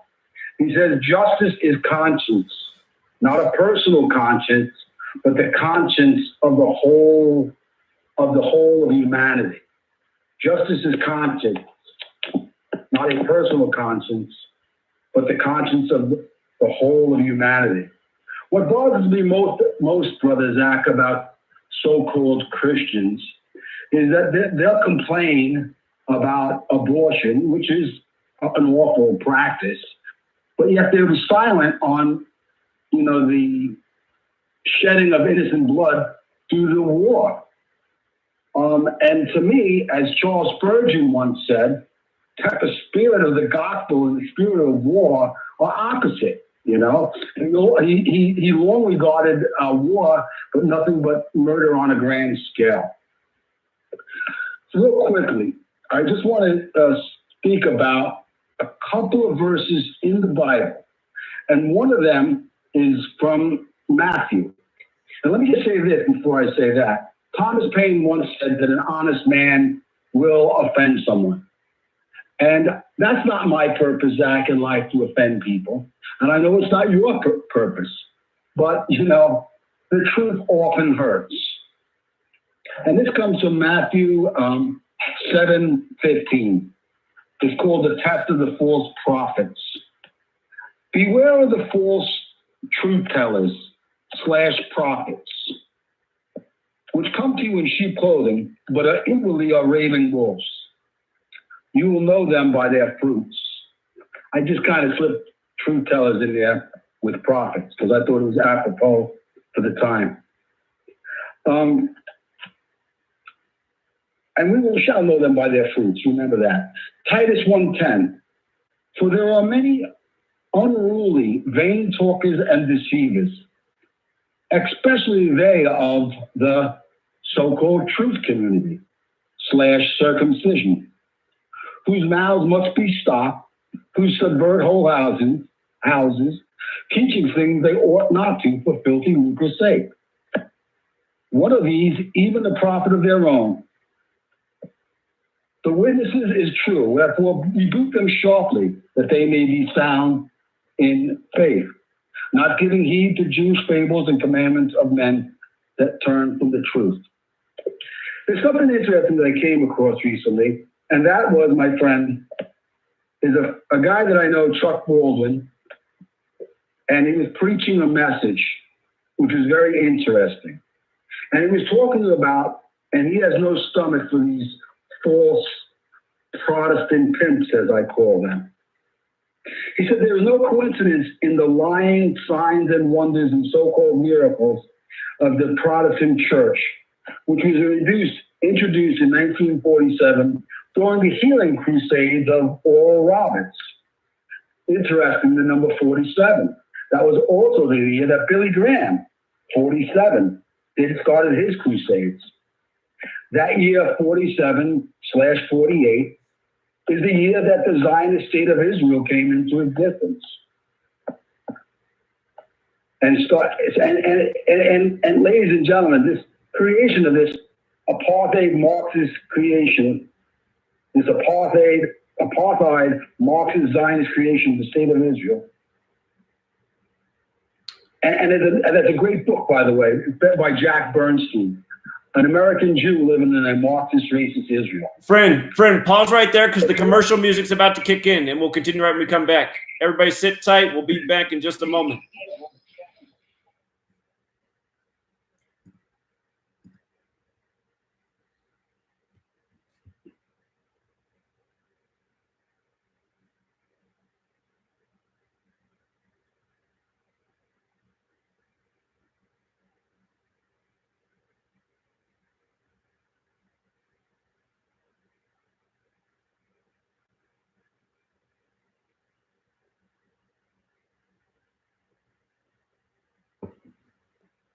All right.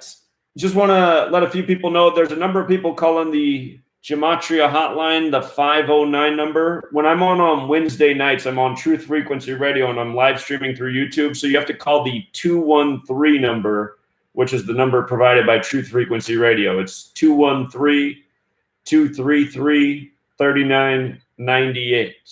And if you are watching on YouTube, that number should be linked in the description. So while we're on the break, let's interact with the chat.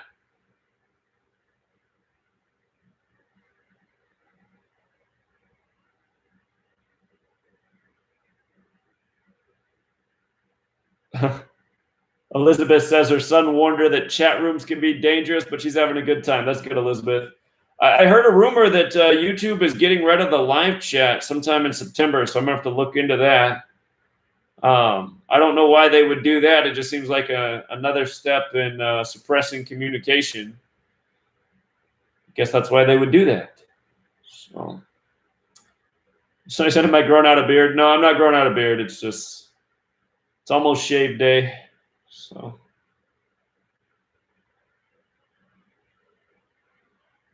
let's see here. It's starting to get dark.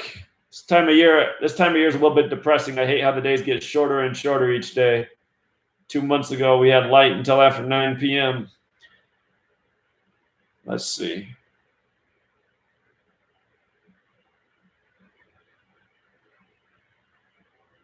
No, I don't think decoding sports each day is a waste of time. The thing that's woken up the most people has been exposing the rig sports. So, plus every day I cover all sorts of topics. So it's not like I've really missed any stories because of what I have to do in the morning. I just have to work extra hard, longer hours.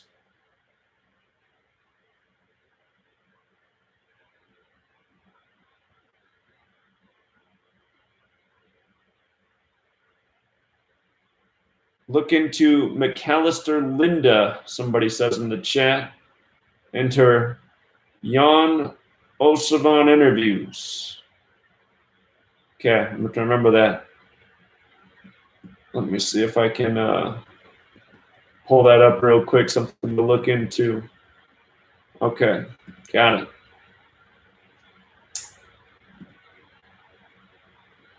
All right, we're going to be coming back from the commercial break in just a moment.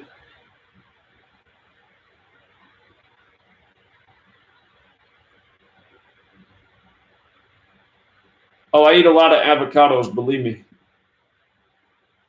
So, should be coming up from the commercial here in a moment.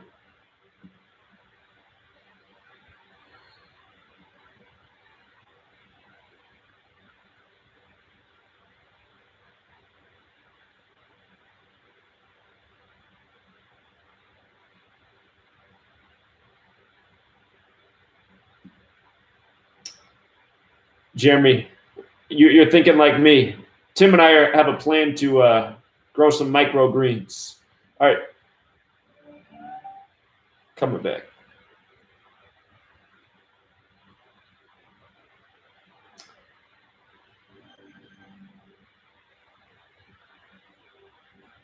All right, we're back, Truth Seeker. We're at the midway point. We're taking your calls the rest of the way. If you are on hold, thank you so much for your patience. I'm going to ask that the callers at this point, we get to that point in the show where we have one great comment, one great question, so we can keep it moving and get to all of the patient people. But first, let's go back to our friend in New York and let him finish his brilliant thought. You're on, friend. Thank you, my friend, and thank you, fellow truth seekers. I've got a little feedback there. Let me take the speakerphone.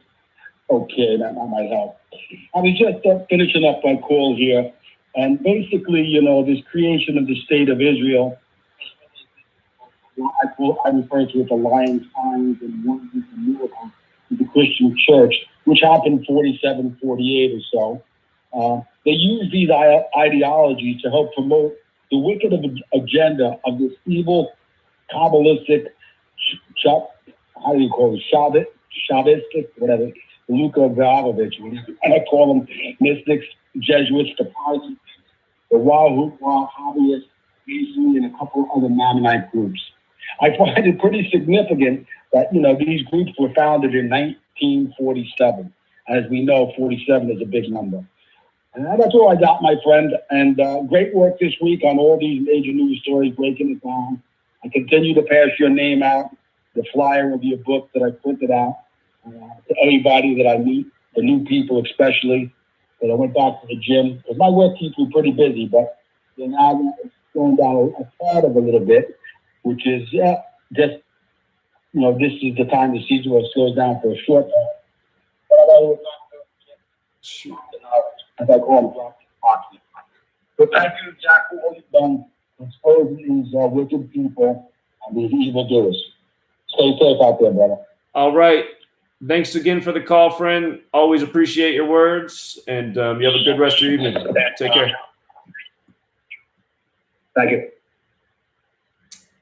That was too bad. His signal started to fade out there at the end, but hopefully you heard most of what he had to say.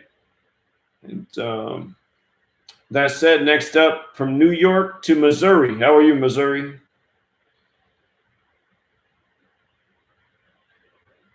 Missouri? Hello? Yeah, hello. Yeah. Exactly. Yeah, I wanted to talk to you about the number 239 and also Tisha B'Av. Okay. I know you had that day on your radar for a long time, and I think that it was possibly pointing to September 23rd. This September 23rd is Elul 23 on the Hebrew calendar. That is the day of the year that September 11, 2001 happened with the Twin Towers being taken down. Okay. This year is the 18th anniversary of 9/11, 2001. 18 years is 216 months, which is 6 times 6 times 6. Right. And like what we saw with the death of Jesse Combs today, on the 239th day of the year, see, I think that these number rituals are pointing to September 23rd. So, well, rather than Jesse Combs, the story I would look at is the Philadelphia church burning on September 23rd, because that was synced up with the burning of Notre Dame and Al-Aqsa Mosque, which was synced up with Tisha B'Av. And again, the burning of the church that just burned, its name in Gematria is 118. So that burned on the 239th day of the year. Of course, September 23rd can be expressed 23/9. So I see a parallel there. Yeah, you're right on. And exactly. I did. Also, that mosque shooting on the first day of Tisha B'Av in Oslo reminded of the Oslo Accords, and we got that anniversary coming up too, which is September 13th. So, yeah, there's definitely some dates to keep an eye on here. Well, yeah, and September 23rd is 9/11 in Jewish gematria is the value of Tisha B'Av. So you see that relationship. And we know that symbolically they brought down the two towers representing the two temples that were destroyed. Right. So this September 23rd also ties into the number ritual that Pope Francis and Barack Obama did in 2015, which was the 239th year of this country's establishment. They met at the White House on 9/23 at 9/23. And 239, again, 239 is the 52nd prime number, and Pope equals 52, just like president, just like White House, just like government, just like authority, like Kabbalah. So, yeah, big number. And that's how long I've been following you as a subscriber on your channel since September of 2015. And that's why I just wanted to just keep it in the back of your mind that I don't think the number ritual ended on August 11th, was Tisha B'Av. I think it's pointing, and like you said, with the church fire in Philadelphia, it's pointing to the 23rd of September of this next month, I believe, of this year. Okay. This year. So that's all I got for you, Zach. All right. The channel and the talk. Thank you, man. Great observations. Appreciate the call. Have a good night. All right, Zach. All right, take care. You too. It's hard to believe that Pope visit, man, time just goes too fast. For all you young people, when you hear older people saying that time gets faster and faster, don't take that lightly, because it does. It's just like yesterday, I was mind blown to think I'm talking to my nephew who's in his first day of college, and he was born in my senior year of high school. And I'm like, how's it even possible? It doesn't seem like it's been anywhere near long enough for this moment to be happening, but it is. All right, let's go out to Tennessee. Hey, what's going on? What's up, Bobby? I want to talk about this Uranus stuff, man. I don't know if I've got a chance to talk about it on your show yet or not. I'm listening. But well, you know, Dwayne The Rock Johnson, he got married on August 18th. Right. And that was 491 days before next year's Great Conjunction, which is on the winter solstice. And it's going to be in the sign of Aquarius. And on that same day, the Cincinnati Masters concluded, which is a tennis tournament. And the winners, they were both born in the sign of Aquarius. And the planet Uranus rules Aquarius. Uranus sums of 491 Greek isopsophy. That's the 94th prime number. Uranus is 94 ordinal. And, you know, it's funny, Rainbow, he mentioned the 52. That happens to be Dwayne Johnson's birthday, May 2nd. And that was also the day that Uranus went into the sign of Taurus. Dwayne Johnson is a Taurus. His logo is the bull. Huh. And he actually turned 47 this year, which I think is interesting because that's that foundation number. And rock equals 47, just using the alphabetic order. So. Oh, that's perfect. That's what I was going to say. Rock. Right. And then he also that same week, Peter Fonda passed away. Peter means rock. Huh. I didn't realize Peter that. Fonda, Peter in the Bible, they say he was the rock of the church as well, like the foundation of the church. Peter Fonda sums of 491, again, just like Uranus and Greek isopsophy. 94th prime number. And let's see. So the thing about Taurus, and rocks, Taurus is the Earth sign. It's the fixed Earth sign. That is, you have Aries, Taurus, and Gemini. They're kind of the spring group of the zodiac. And Taurus is in the middle, so that makes it the fixed sign. And so that's, kind of implies stability. So, and the thing about the rock being born on 5/2, that's the 122nd day with 243 remaining. We've been talking about the 243, how it relates to Venus. Rambo mentions how Taurus is ruled by Venus. And I've been talking about the date, August 31st is a big date because it's the 243rd day of the year with 122 remaining. I remember a few years back, before Trump was even president, when he was on the campaign trail, I thought a weird story was, it was August 31st, 2016. That's the day he met with the president of Mexico about the wall. And I said, wait a minute. I mean, who's meeting with presidents about plans while they're on the campaign trail? And so anyway, I think that's that. Yeah, I ran across a 48. I can't remember it at the moment, but I'd run across a 48 earlier, walls, 48.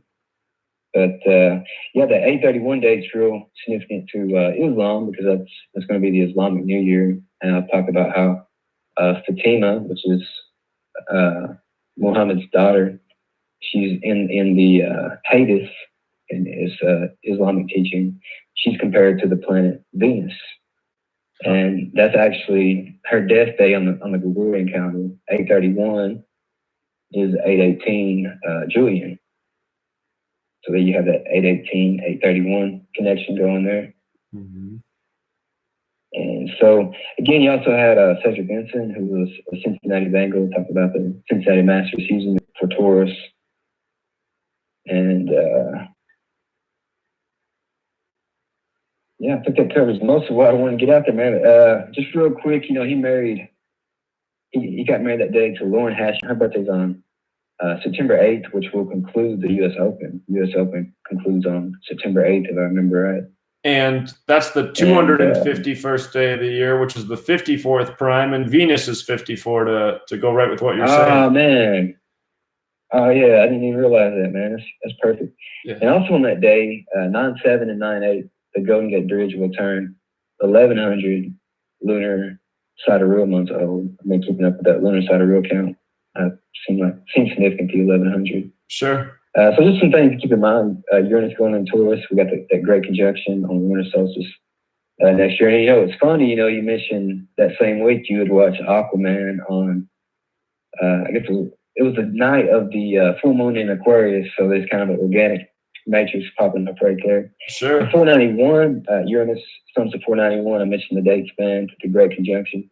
491 minutes connects to 811, or 491 does, because 491 minutes is 8 hours, 11 minutes. And I'm also on 9/8, the moon, the moon will be in the Golden Gate. And I want to throw this out there, the 114 I'm coming up on, 9/8 leaves 114 days in the year.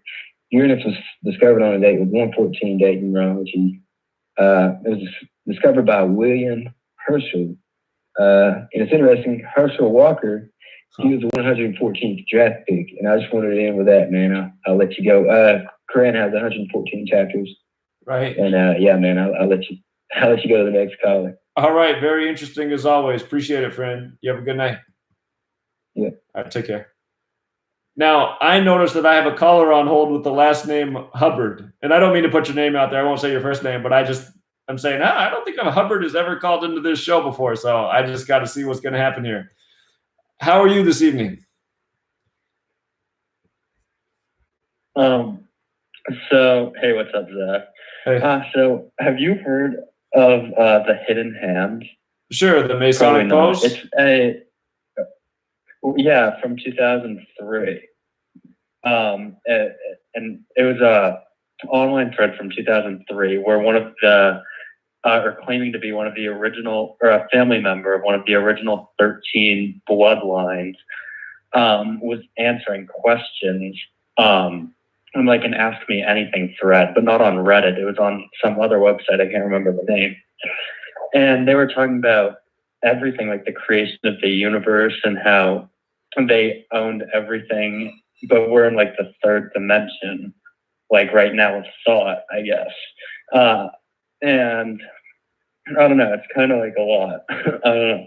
But basically we're in the third, and like thoughts can be in the third dimension. So the first dimension would be like a bacteria thing, you know. The second dimension would be like an animal, like your dog. It would be in the second dimension of thought, where there's just like so much they don't know about the next dimension of thought, which would be the third dimension, which we're in. And it goes on to the fourth dimension, where it's just the same thing from like a dog can never understand what a human can know. It's the exact same way for us with the fourth dimension. We could never know. And they claim to be 8th dimension. So like you think of how high it goes. And they claim that they are evil, what they're doing. Like to control us is evil, but it's for the purpose of growing the soul to be good, to ascend to the higher dimensions. So it's about creating positive energy versus negative energy. And right now we create more negative energy than positive energy. So I don't know. I suggest reading up on it. I want to keep it short and keep it moving, but anyway. So real quick, to access what you're talking about, it's from 2003. It's called The Hidden Hand. And is there another keyword to search? Yeah, it's an obscure link. I found it in the deepest part of Reddit, like on some obscure Reddit post. Some guy linked it to me because I was talking about you and Gematria on Reddit with people, and they said like if you're thinking about this kind of stuff, like you should like read this and some obscure thing. And if you just type it into Google, it's really hard to find. So like if I could give you the link somehow to it, like I don't know, because it's kind of difficult to find just regularly searching. Is the name Heidelberg? No, I don't think that's right. Never mind. That's not going to be it. I'll keep looking for it though and see if I come up with what you're looking for. So I do appreciate the tip. All right. Thank you very much. Mm-hmm. All right. Have a good night. All right. Thanks. All right, take care. All right. Let's go out to Nebraska. What's up, Jack? Hey, what's up? Not much, man. Just listening to the line tonight. Just observing some more organic democracy. I think like 2 callers ago, the caller from Missouri was calling about September 23rd. That's so crazy because I had a deep hold on possible date after Tisha 5 as well. Except I say September 24th only. It just depends on how you include the end date. September 24th, if you don't include the end date from August 11th, is 44 days. And that ties in with Tisha 5 and 9/11 because we had 9/11 happen 44 days after Tisha 5. And I think, what is it, the 18th year anniversary? I think the caller mentioned that as well. And then some of the date numerologies for September 24th, 72, 45, 27, and I think 52 and 25, I believe. So some pretty interesting numbers for the date numerology as well. And you guys also mentioned, what is it, the Oslo anniversary, September 13th, you said? Right. Yeah, that happens just to be 33 days after August 11th. So that is pretty interesting as well. And also, I think another interesting number is September 24th happens to be 1 month and 13 days after August 11th for a 113. And I think that's pretty interesting. Also, September 24th just so happens to be my birthday. It also happens to be a rapper from Florida's birthday as well. His name is Rob Banks. He's pretty famous. Not too famous, but he has a pretty decent fan base. So I'm going to be keeping an eye out on this him in general, just to see what goes on. But yep, I think September 24th, 23rd, I wouldn't be surprised if something happened. But that's a Tuesday. That's a Tuesday. That's a Tuesday, just like September 11th was on a Tuesday. Yep, Mars. Yeah. Yep. Isn't that Mars Day too for war or something like that? It is. Yep. That's definitely my birthday. But also I think we should like try to, as far as like keep maybe a law, so like track off September 13th, track off September 24th. I don't know, maybe 46 days later, 47 days later. And we should just up until I don't know what will be a stop off number, maybe like 314. I don't know, but we should probably like mark these days off just to see if anything happens on those significant number of days that we are used to seeing. Sure. And also, like I was a member of Patreon for a while at the $11 tier level, but you stopped doing those daily podcasts, and money got tight as well, so I dropped down to the $5 level. But I haven't been able to find my book on Okay, so as soon as I'm done with the show tonight, I'll post it again at the top. So when this show's over tonight, which is in an hour and 15 minutes, I will post the book at the top and you'll be able to download it. But I haven't stopped doing the daily podcast. I really appreciate you supporting, but maybe you're not getting notifications, but I'm still doing the daily thing. I haven't stopped. So I think you might not be getting notifications. So are you still doing like the daily news podcast? I haven't done the news for a minute. I need to get back to that, but that'll happen. Yeah, that's what I was talking about, Zach. When you were doing like the Gematria lessons, that's what I was talking about when I was an $11 member. Right. I know you got very busy, so I just went to the $5 tier. Well, thank you very much, man. Tight anyway. That I appreciate, especially doing it while money's tight. It means a lot. Thank you so much. No problem, Zach. This work is priceless, actually, and it really hurts me that people aren't interested in it. I mean, it's just simple addition. I mean, you don't even have to multiply, but you don't even have to subtract. But I could talk forever, Zach. But I call in all the time. Love the work, Zach. I'm trying to spread as much as I can out here in Omaha. It's pretty tough, but I swear I'm like the only one in the city that knows about it or cares about it. But I'm gonna keep going hard for you, Zach. Well, I hope when the website's built that it'll allow people like you to find other people, because that's my hope with this website. That's gonna allow people to find people in their community, make friends, make relationships, and help further the work. Yeah, so. Definitely.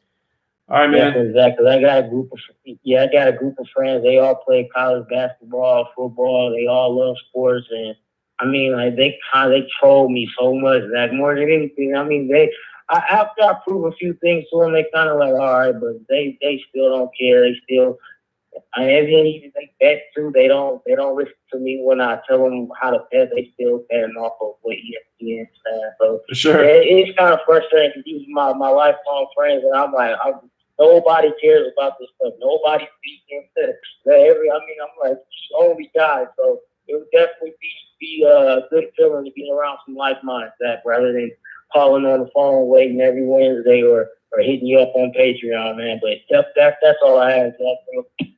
All right, appreciate it, friends. Stay strong out there. A lot of us are in the exact same situation, so I definitely relate. Definitely, that's why I'm still going, bro. Appreciate it. All right, man. Yeah, you have a good night. Take care. All right, you too, man. Yeah, that's gonna be the whole goal of the website, to overcome that problem. Time to build some networks and some friends and relationships, because. Yeah, it's amazing. As simple as this knowledge is, and as repetitive as it is, and how you can just see it in operation every day, the masses just overwhelmingly still don't care. Their eyes just glaze over. All right, let's go out to Reno, Nevada. Hey, Zach, it's Greg again. Hey, thank you for taking my call. I had a couple of questions, man. This guy, Derek, I'm so happy that this guy made his calculator and things like that, but is there a question about this guy's motives? I didn't like his energy on your call with him. And why doesn't he take questions from people? Why couldn't you keep him on the line to take some questions from people? Because, shoot, he's well respected up to this point. I'm just wondering about what you think his I guess integrity is like, it doesn't sound like it's 100%. And do you think on your website that you could just make your own calculator and kind of bypass Derek just to have autonomy? Okay, so I kind of just want to leave it alone. I told Derek what I thought, and I didn't apologize for anything I said. I don't appreciate how he went about the interview with Pat, because it's like I don't want to get too deep into it. I don't know exactly what he's after or what he's about, to be perfectly honest. But I am grateful that he built the website, because it helped a lot of people apply this research and see how real it is. So, for doing that, I'll always be grateful. But I just don't know about some recent things. For now, I'm going to let it slide. I'm just going to say it's water under the bridge, but I'll still be paying attention going forward. And as for your question about the calculator, yes, there is going to be a calculator on the new site as well. And there's also going to be an app that's free to download, so that you'll have a permanent calculator on your phone in case you don't have an internet connection, or on your computer. So yeah, those things are happening. I have one more question, Jack. During this community that you're trying to brainstorm and make happen, and that's your goal. And you kind of conceptualize it. It sounds great. Don't you think?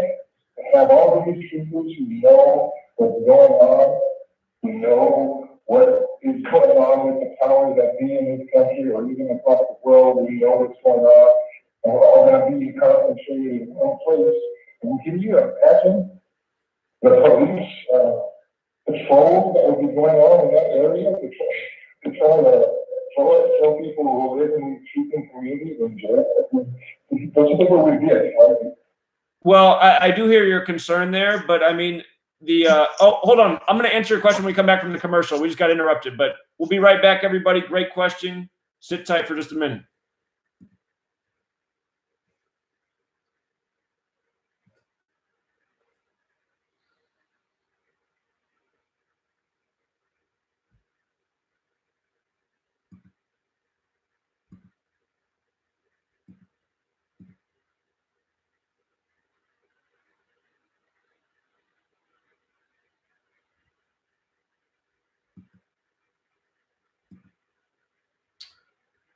Okay, we're on that commercial break. Commercial breaks every 30 minutes on TFR. Again, interacting with the chat during the break.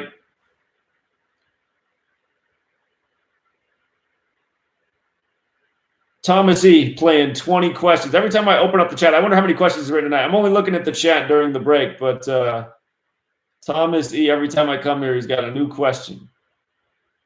And his question is, do I pray? I honestly, I don't pray that much. I realized when I was younger that prayers were seemingly going unanswered every day.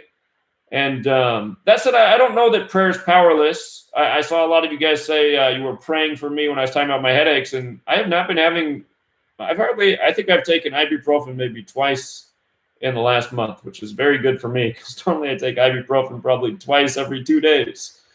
So,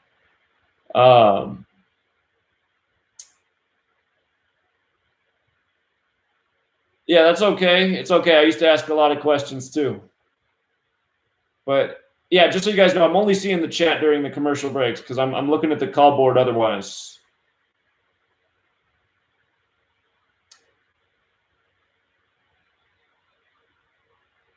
Yeah, I know that the caller who just asked me the question, his phone's very muffled, so I'm not sure how well it's making out. I can hear it on my end, but then you guys are having to hear it through the mic. He asked if, I'm going to answer the question when we come back from the break. So yeah, let's just wait till the commercial break, because I'm going to answer his question. You'll know what he asks and what my response is. So hold on just a minute until the commercial breaks up. I'm definitely not a doctor. Oh, no.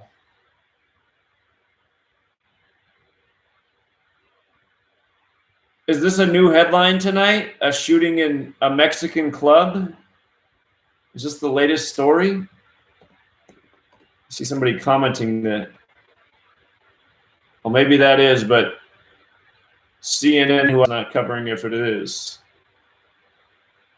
Okay.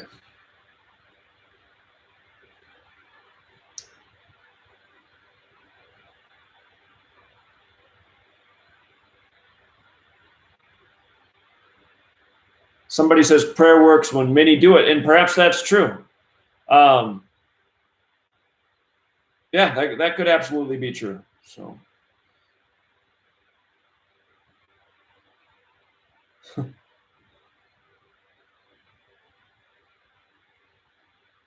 The trolls. All right, we're coming back from the commercial here. TFR. Frequency Radio.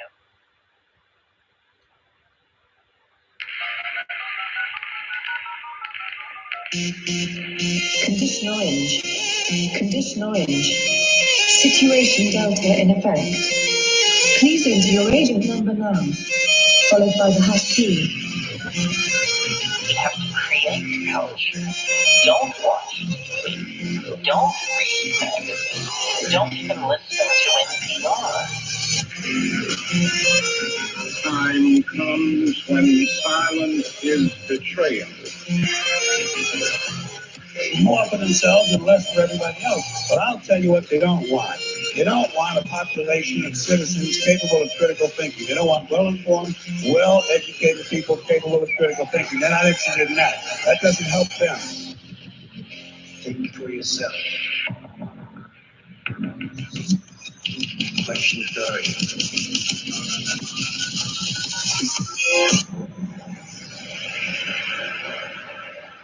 This code has been compromised.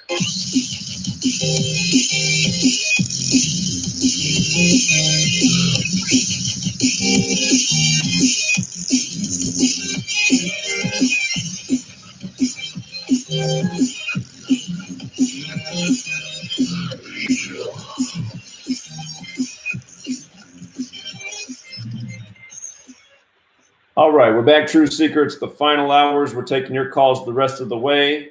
The last caller, he asked a question and the commercial music kicked in just as he asked it. He said, with the website that I'm building to help create a community and a network of truth seekers and true speakers, he said, am I worried about, the powers that shouldn't be, keeping tabs on that website and possibly monitoring activity?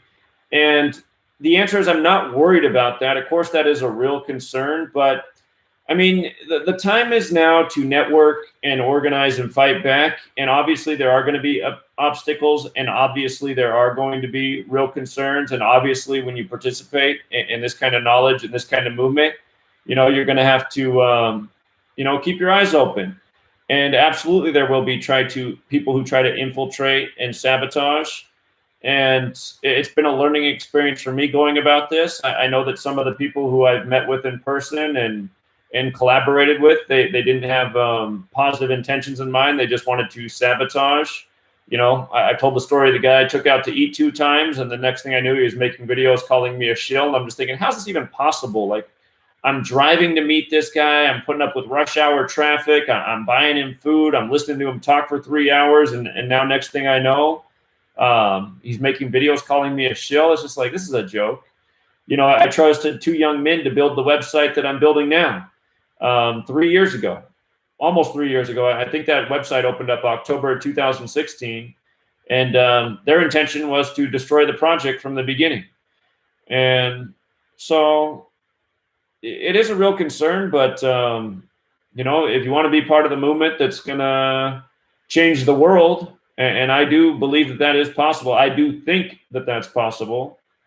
We're going to have to put up with some threats and some concerns. And I've been putting up with threats and concerns the whole time I've been doing this.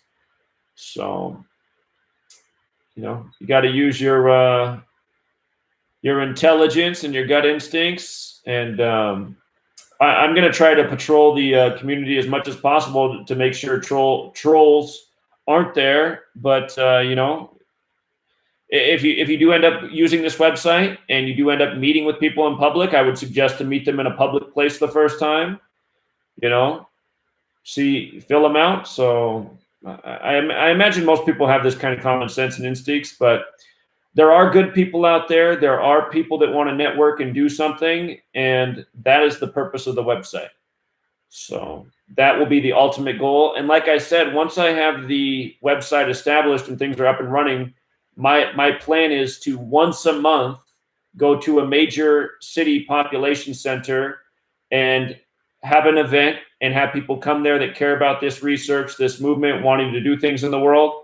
So there'll be an opportunity for people to just see at that event. Oh, cool. You're on the site. Oh, you're into this research. Oh, you live around here. So I'm going to try to do some things to facilitate the process and help the meeting experience take place.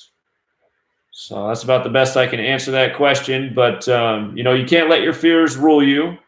If you let your fears rule you, it's hard to make any progress in this world. So appreciate the question. And that said, let's go out to our good friend in New York, man that always has some great questions and points. How are you? Hey, Zach, what's going on? What's up, man? I really don't got too much. There's two things I want to talk about. Did you look at the story about Boris Johnson asked the Queen to suspend the Parliament? I did see that. Yes, I didn't decode it, but I saw it. When is the Brexit date they're supposed to make the exit? Is it November or October? I think it is somewhere around Halloween, October. I got to go back and revisit that. So you always talk about the stock market with Trump, since Boris Johnson is like the Trump of Britain. So don't you think that the stock market probably gonna be bad in November? Probably in November, right? After Britain do their exit. It would be Trump do some more shit with China, right? Sure, that would make sense. It'd be funny if they did it on the anniversary of the Berlin Wall. I wouldn't put it past them. I wouldn't either. Yeah, Brexit. The Brexit date is October 31st. It's Halloween. Okay, interesting date. Mm-hmm. Another thing with Trump. Trump been on this immigration hunt these last couple of days. I see. Did you see the new one? He said if you a military citizen, you serving in the military, working for the government overseas, and you have a child overseas, they don't automatically become a citizen. You got to go through the paperwork and all types of stuff. Why is he messing with immigration so much? I agree. It's an interesting question. I saw that headline too, and I kind of scratched my head at it. So I think it's just to rile people up and just continue to day after day bring up a new issue, because that's what Trump does, right? It's like every day he just like finds something new to provoke people, and then there's just so much that you can't even remember what happened a week ago. Exactly. Just like last week, talking about dropping the nuclear bomb in the storm, in a hurricane and stuff like that. And you notice for the last couple of years they've been calling these storms nuclear bomb storm, all kinds of names like that. They've been naming these storms the last couple of years. They will come talk about dropping bombs and hurricanes and stuff. It's just funny. Right. It is. So, do you see any major hurricane coming soon? I don't know about this one, but any major hurricane coming this season? Well, remember, it's 2019. It's the year of chaos. Chaos is 19. So I'm sure. And we had what's his face, Warren Buffett predict the big one this year. So we will see. And if the hurricane come anywhere near New Orleans, that would be another clue if you come anywhere near New Orleans. Well, they already got flooded in a big way just about a month back, remember? And that was synced up with the football season. They've already been through something, New Orleans. Oh, yeah, you're right about that. Mm-hmm. But you never know. They always like to add more natural disasters. Of course. So they can lend out more money from the banks and stuff. Of course. Yeah. Okay, that's it, Zach. All right, appreciate it, friend. You have a good night. Oh, okay. All right, take care, man. Okay, I think we might have a first-time caller here from Wisconsin.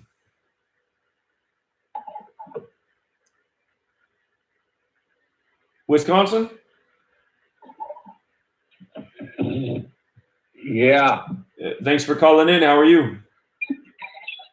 Yeah, you hear me? Loud and clear. Okay.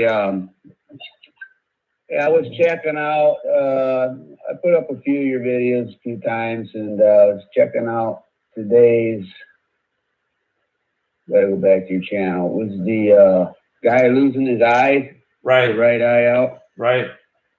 And it's talking about he's on an island, and it just points to. And at first, right when I seen your video, I said, I know it's going to have a 44 in there.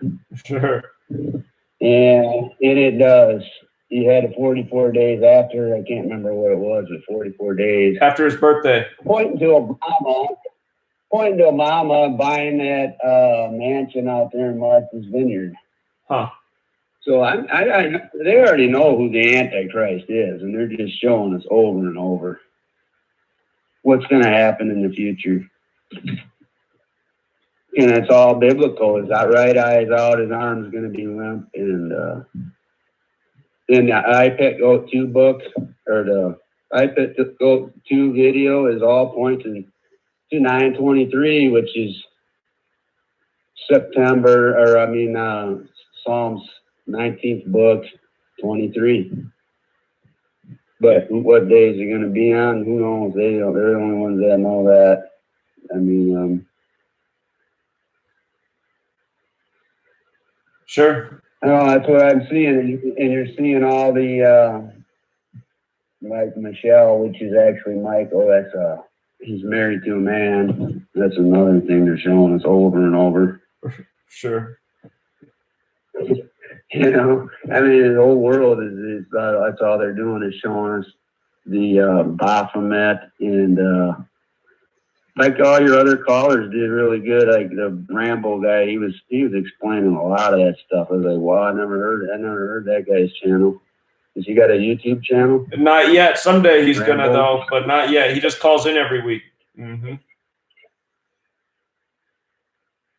Yeah, I got a channel too. It's not very big. It's been on here 8 years. Got about 16,000 subscribers, and it's been stuck there forever because, well, if you teach the scriptures and you talk about Donald Trump being a fake Christian and all his followers are fake Christians, you don't get too many subscribers. Sure.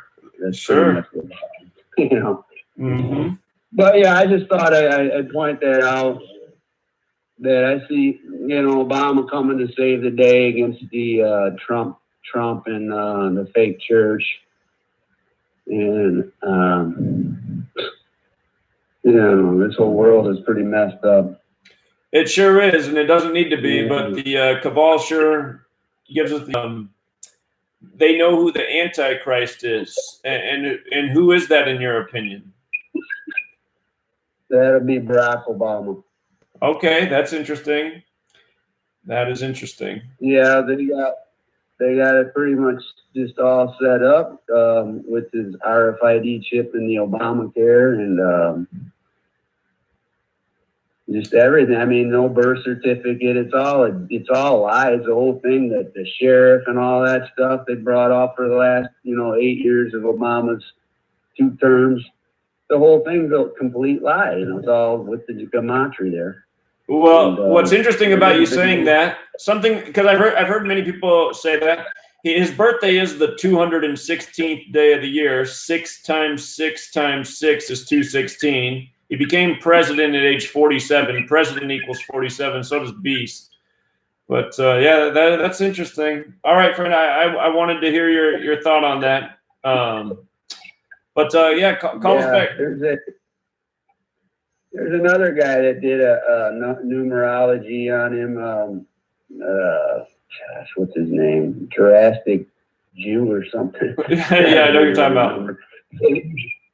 He did it all, and he added all the numbers up, and he did them backwards too, and it all came out to Barack and saying Obama is 666 also. I was like, wow, I didn't see that. Wow, that's crazy. Interesting. But,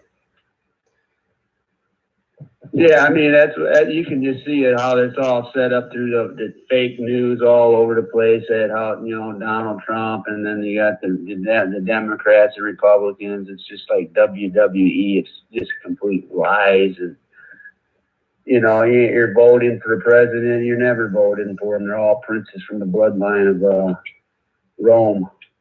Right. So America's just an extension of Rome, is all it is. You know, it is the new Rome, and Netanyahu said the same thing. America is the new Rome, and the new Jerusalem is Washington D.C. where they're at there. The whole thing is mapped out as Rome over there. Indeed. You know? Indeed.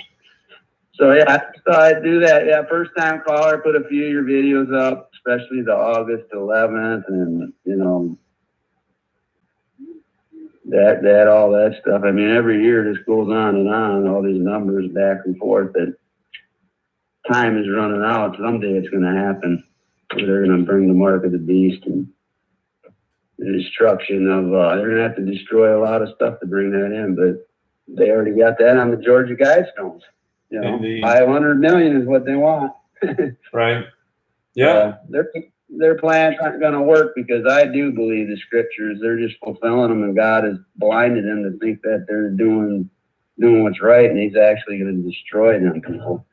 You know, when it's called the Great Tribulation starts here. Well, I appreciate that. I hope that is the case. So thank you very much, friend. You call us back. You have a good night. You too. All right, take care.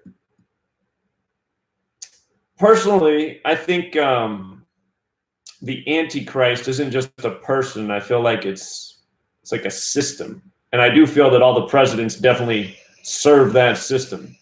I don't think it's an accident that government, authority, president, beast, I don't think it's an accident at all that they all share the same Gematria. 47. The Cabal, 47. But, you know, it's just like, what about Trump? I mean, what is he?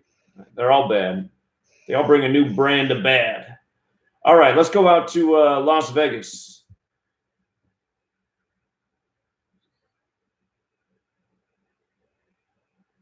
Las Vegas? Maybe just listening tonight? All right, thanks for listening, Las Vegas. Let's go out to, Salem, Oregon. How about that? The capital of Oregon. How are you?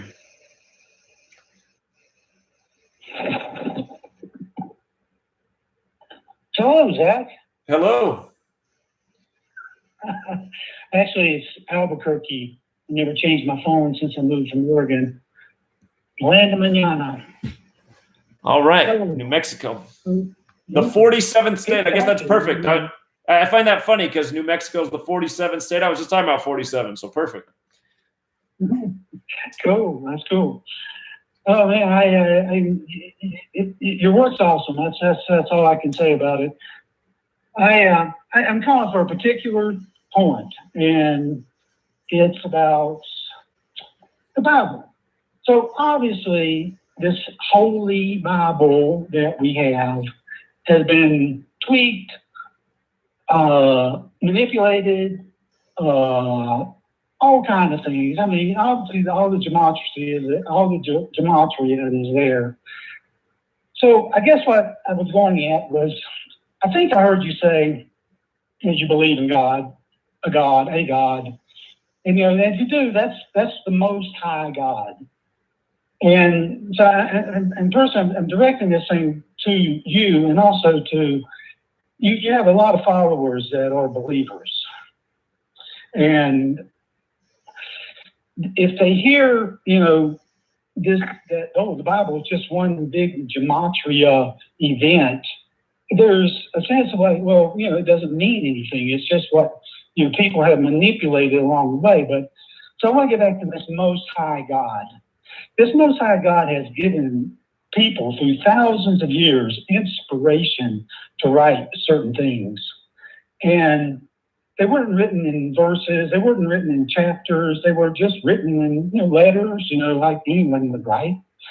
And of course, they were all assembled into this holy Bible, which is, you know, every single word is obviously the word of God, which, you know, I'm being sarcastic here, I hope you notice. Sure.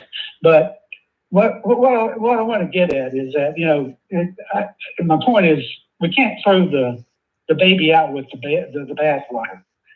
You know, it's you know, this Most High God is in control. He really is. I know, you know, I can't remember what you said about it. It doesn't seem like he is, but he is. And there's a point to all this that's going on in this world right now. And these people, these Masons that are doing these numbers and definitely some have to be organic. And, you know, I really don't know how it works. I don't really care. But it's obviously, and another is not organic. But these Masons, they believe in the God. They believe in Lucifer. I mean, you read Albert Pike, Manly P. Hall, Blavatsky. Lucifer is their God. They are serious about the God of this world and who they worship.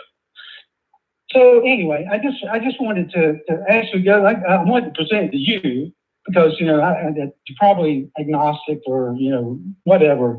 I came to know this Most High God over 40 years ago, and I wanted to kind of reach out to other people there that are on the, you know, the chat or whatever. Is that, you know, the Holy Bible has been totally, you know, 66 books. Yeah, right. Oh, only these 66 books are the books.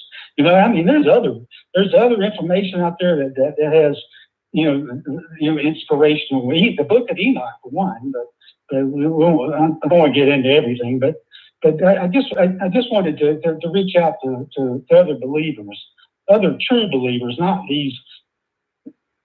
You will not find a person on planet Earth that has more disregard to this so-called Christian church or whatever it is, or these Zionist Christians or whatever. But there are true believers, I think, that have come to know the Most High God because he came on this earth and he died for us. And so you know, there are some people that, you know, I know the Most High God.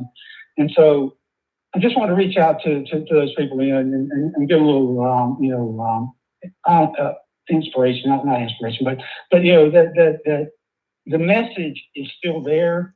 The message is delivered to people by the Most High God, not by cemetery preachers and churches. But if you read it and you ask the Most High God to reveal it to you, the message is still there, but it's not encoded in verses and chapters and in books and blah, blah, blah, blah, blah, blah, blah, blah, blah. So I think I got my point that I kind of wanted to get out to you. So anyway, I love you, man. I love you. Your work is beautiful. It's like, it just dovetails with, you know, yeah, 9/11 was an eye opener for me, and I was well into my 40s, you know, and it's like, I don't know. I always kind of, I remember even telling my family members, this politics is just like pro wrestling. You know, those Republicans and those Democrats are just, they go out and, you know, yell and scream at each other, and they all go out and have a beer together. And this was in the 80s, but everything's got really clarified, you know, well in the last 20 years. But anyway, and your work is beautiful. So anyway, just my 2 cents worth. Love you. All right. Appreciate it, friend. Thank you for the call. Sure. All right. Bye-bye. All right. Take care. And I noticed something. I was watching a YouTube video today, and at the end of it, it had a commercial. And I think it was John Goodman, a new HBO show. It was a quick commercial, but he throws like a plastic figurine, and I guess it's a small Jesus. And somebody says, "You threw Jesus." And I think he denies that it was Jesus. But, you know, last week I had a certain somebody on my live stream, and that person often makes the point that the mainstream is always like making fun of Jesus and, you know, slandering Jesus. And I do got to say that HBO, and it's no secret who runs HBO, but that commercial, I guess speaks to their point. I don't see too many things like that, but I did see that today, and I thought, that is interesting. And I do agree that the cabal, they do worship an evil entity, if you want to call that Lucifer or Satan. Again, the thing about the name Lucifer is it comes from the King James Bible, which is the most Masonic version. And remember, just at the alphabetic order, Lucifer is 74, like Masonic, like English, like Gematria, like occult. And it's also the number coded all over Jesus, which is interesting because they're both referred to as the morning star in the King James Bible. Lucifer and Jesus are. So again, the duality. But I do believe the last caller was saying that the Most High God is Jesus, and stuff like that kind of confuses me because I'm thinking like that's not even how it is in the Bible. He's the Son of God. So, yeah, I don't mind how people believe, and I don't have a problem. I don't have any problem having a different spiritual belief than somebody else. I just don't like when people attack me for having a different spiritual belief. And again, people are always asking me what my spiritual belief is, even though I'm on the record saying the same thing 1,000 times. I do believe in God, and I think that the way to essentially serve God is to do what's right, and fight for truth and justice, and to be about more than yourself, and sacrifice for the betterment of others. And I know that I can honestly say that I've done that for almost all of my adult life, except for my first year and a half out of college. I was pretty selfish, and I was doing wrong and knowingly doing wrong. But ever since then, I've done things that have been good for other people. And, I think that's the way it's supposed to be. So somebody asked me earlier, do I pray? Rarely. When I was a child, I prayed all the time, and my prayers never got answered. Eventually, I just gave up on praying. But like I said, if you're listening on the radio show, you might not have heard. I think I said that over the break on the YouTube live stream. But recently, a lot of people said they're praying for my headaches, and just countless people said that, and I've hardly had any headaches for like a month. So, I mean, you got to take notice, right? It's like, okay, a bunch of people said that, and I haven't been having headaches. So I did get vertigo for a minute, which was weird, but that already went away. I haven't had the vertigo for over a week now. So life is interesting. And we are coming up on the commercial break. Last one, then we got 30 minutes left. It's your calls the rest of the way. So sit tight, True Seeker. We'll be right back. Massachusetts is up next. Personal Jesus, huh?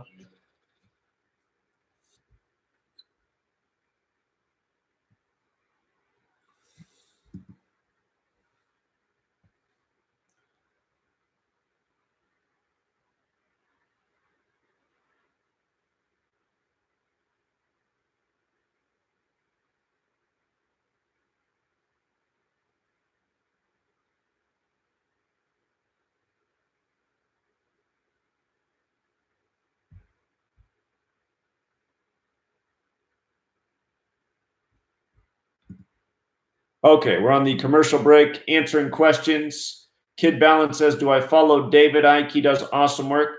I agree that David Icke does some good work. Honestly, I don't follow a lot because I'm so busy. I mean, I don't have a lot of free time. My one gripe with David Icke is that, like he legitimizes things like Julian Assange. And I don't think if you're awake, you could possibly legitimize Julian Assange. It should be very obvious what a media puppet he is. Someone that says the official 9/11 story is real. So things like that make me skeptical of David Icke. And, his theory on reptilians is an interesting theory. Have you guys ever done the Gematria on reptilian? You might notice it sums to 58, like secret society, like Rosicrucian, like Freemasonry. But at the same time, it's like, so his theory on reptilians is interesting, and I'm not saying it's impossible, but at the same time, it's like he talks about so many things that are very graspable, if that's even a word, to the mainstream populace. But then when you also present it alongside things like reptilians, well, I mean, the average mainstream person who thinks they know everything, they are gonna throw the baby out with the bathwater. So more so than his reptilian thing, it's more the things like legitimizing Julian Assange, and there's a few other things like that make me. I couldn't say I'm a big Dave Icke fan because of that, but still, he does put out some important content.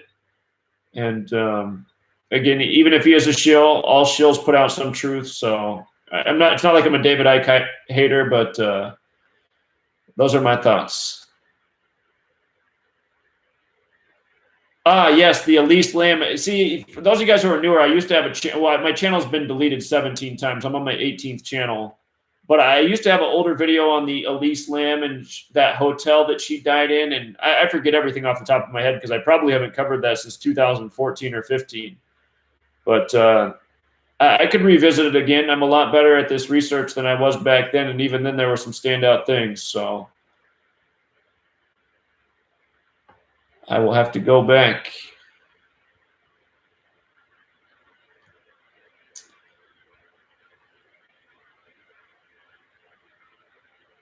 Jordan Maxwell. The last time I heard Jordan Maxwell speaking, he was saying how fearful he is. I didn't think that was good. He's got some good information, though. All right, we're coming back from the commercial break. I'm going to be silent here for a second.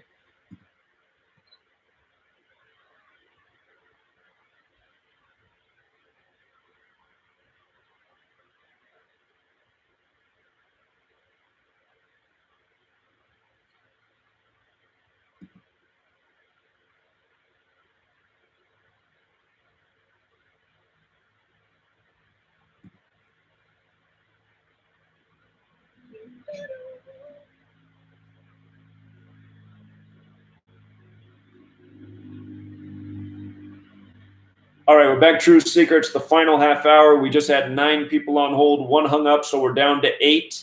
We should be able to get through all 8 callers on hold if we can follow the golden rule of keeping it to 1 point, 1 question, plan for about a 2-minute call, and we will be golden. Let's go out to Massachusetts. Hey there, Zach. Can you hear me? All right, it's Zenith of the Alpha. What's up, man? Hey, man. So I'm going to give you 3 simple date calculations, and they're all related. And then I'm going to ask you about the date, how this might connect with the date, December 18th. Okay, so I'm going to talk about Kennedy. Now, there's a TV show, a mini-series that came out called The Kennedys, and then later on it came out as The Kennedys After Camelot, starring Katie Holmes as Jackie Kennedy.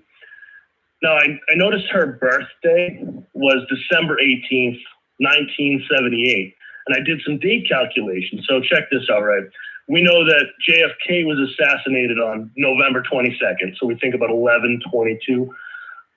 If we go backwards, like using Katie Holmes' date of birth for all these calculations, if we use her date of birth, December 18th, 1978, we go backwards 1,122 days. That brings us to 11/22, the anniversary of his assassination. Now, if we use Katie Holmes' date of birth going backwards a span of 519, going forwards 519 days span, brings us to 519, which is the anniversary of Jackie Kennedy's death. So she died on 519 days span after Katie Holmes' date of birth brings us to 519. And then we know that, some of us know that JFK was born on May 29th, 5/29. If we use Katie Holmes' date of birth going forward a span of 529 days, that brings us to 5/29. So even, there's even more, but just keep it simple, 2-minute phone call. It's weird, just her date, right? December 18th, and specifically the year, because, some years you have like a leap day in the way, so it kind of throws off the calculation. But what do you think? That obviously that could be why they cast her in that role. It probably is. Does December 18th mean anything else? Oh, yeah. December 18th is a special day. If you read my book, the chapter on murder by numbers, that date comes up all the time. And there's 2 things that stand out to me about December 18th. It's that if you use the numerology, if you write the date 18/12, like the majority of the world, 18 is 9 and 12 is 3. So you get 9-3, our symbolic number connecting to time and Saturn and the distance of the sun. And you're using this date as a measurement, so time right now. Also, if you write out December 18th as words, it sums to 93. And there's just so many. There's so many, right? There's so many suspicious deaths in history on that date. So, yeah, I think I think she probably was chosen, and all the things you're pointing out, brilliant observations as always. That probably is the reason she was cast in that role. So, yeah, man. All right, well, I'll keep it short. I want to say nice to talk to you again and have a good show, Zach. All right, keep up the great work. Appreciate it, friend. All right, bye. Have a good night. Back in the day, he used to call every week. That was before he started his own YouTube channel, and now he's got a lot of awesome content. Be sure to check out Zenith of the Alpha. Amazing work over there. All right, let's go out to Texas. Hold on. Seems like my controls are not. Let's try that again. Texas? Hello? Yeah, there we go. Perfect. What's up, Zach? What's up? How you doing, man? I called in. I was calling the other night. Me and my wife called in and talked about Missy and the VMAs. Yeah, great work you did. Appreciate it. So, just a couple comments tonight. I noticed like in the chat.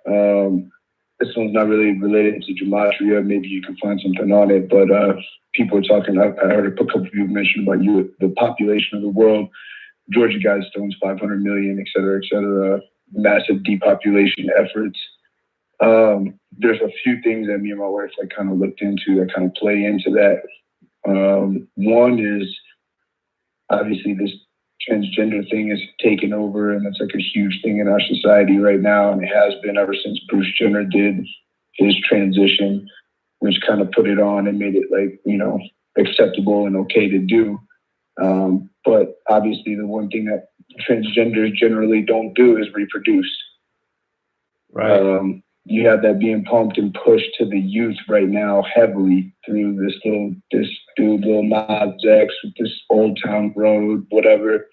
You know what I'm saying? That they're attacking the youth. They're going after the children. There was a lady who made a speech on the VMAs, I believe. She said something, or as a guy said something about he was gay, and he said something about all the young kids that are out there struggling, or with it. Like, hold on, these are young children. And if they're supposed to be developing, what I'm saying, they're not supposed to be having identity yet. You know what I'm saying? But you're putting stuff in their heads before they actually know about the world and their surroundings, when they're still able to be manipulated. So again, when you attack the youth like that, you have a society full of transgenders, gays. They don't reproduce. Another hot topic in our society is the potential connection between the amount of shots that children get as babies and infants and autism. And of course, they come back and say, well, there's no relation, or there's no way that these shots could cause autism. But then you ask them what causes autism, and they tell you, well, we don't know. Right. So how can you tell me that you don't know that there's, you know what I'm saying? So, exactly. Secondly, on that, when you have autism being rapidly produced, and there's lots and lots of young children now being diagnosed with this, autistic people generally function normally in society, except they don't pick up on social cues from other people. And people that are socially awkward generally don't reproduce. Mm-hmm. So it's like there's this massive effort, obviously, through those avenues, and then also through the foods and things that we eat and how they poison us through, the air and stuff that we ingest, which is causing a huge depopulation effort. It's interesting. I don't know if anybody's looked at this, but we are at, I think last time I looked at it, and I think this was from 2017, but we are at, in 2017, it was a 0.7% growth in population. And it's the first time since 1937, which was the midst of the Great Depression, that the population has not been at a rapid increase. I just thought that was interesting. That is interesting. Yeah. So, I mean, at least they're not doing, I mean, obviously you have disease that's killing people off as well, but, another way to attack it is to stop reproduction. So, which is ironic because they're the same ones that put, all the subliminal sexual ads in all the children's movies that we all grew up on, right? That caused us to reproduce. And I suspect that, their intention was, okay, reproduce, because the more of us there are, the harder we're going to work, and the more we're going to work, and the less they got to do, the more money they make, et cetera, the game goes on and on. But then they realize, oh shit, hold on, we went too far. How do we stop it? You know what I'm saying? And without making the environment toxic that they're going to have to survive in afterwards, the only way to kill us off is through disease by killing us and then stopping us from reproducing. So, sure. Yeah. Just a couple points, man. I want to keep it short, let some other people get on, but we'll be listening and talking and calling in, man. Appreciate it. Great work again. You have a good night, friend. Take care. Thank you as well. Take care. Thanks. All right, let's go out to Kentucky. Kentucky? Maybe just listening, Kentucky. I think we've only ever had one caller from Kentucky before. All right, Kentucky, thanks for listening. I take it you don't want to chat tonight. Let's go out to San Diego. Let's try that again. San Diego? In brother? Yeah, I hear you. Is that Brother Paul? How you doing, brother? Doing well. Thanks for calling. Right on.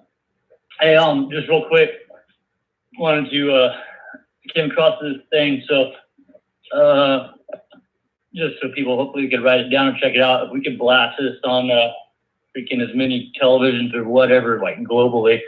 It's a Lawyers Committee for 9/11 Inquiry. It's LC for 9/11.org.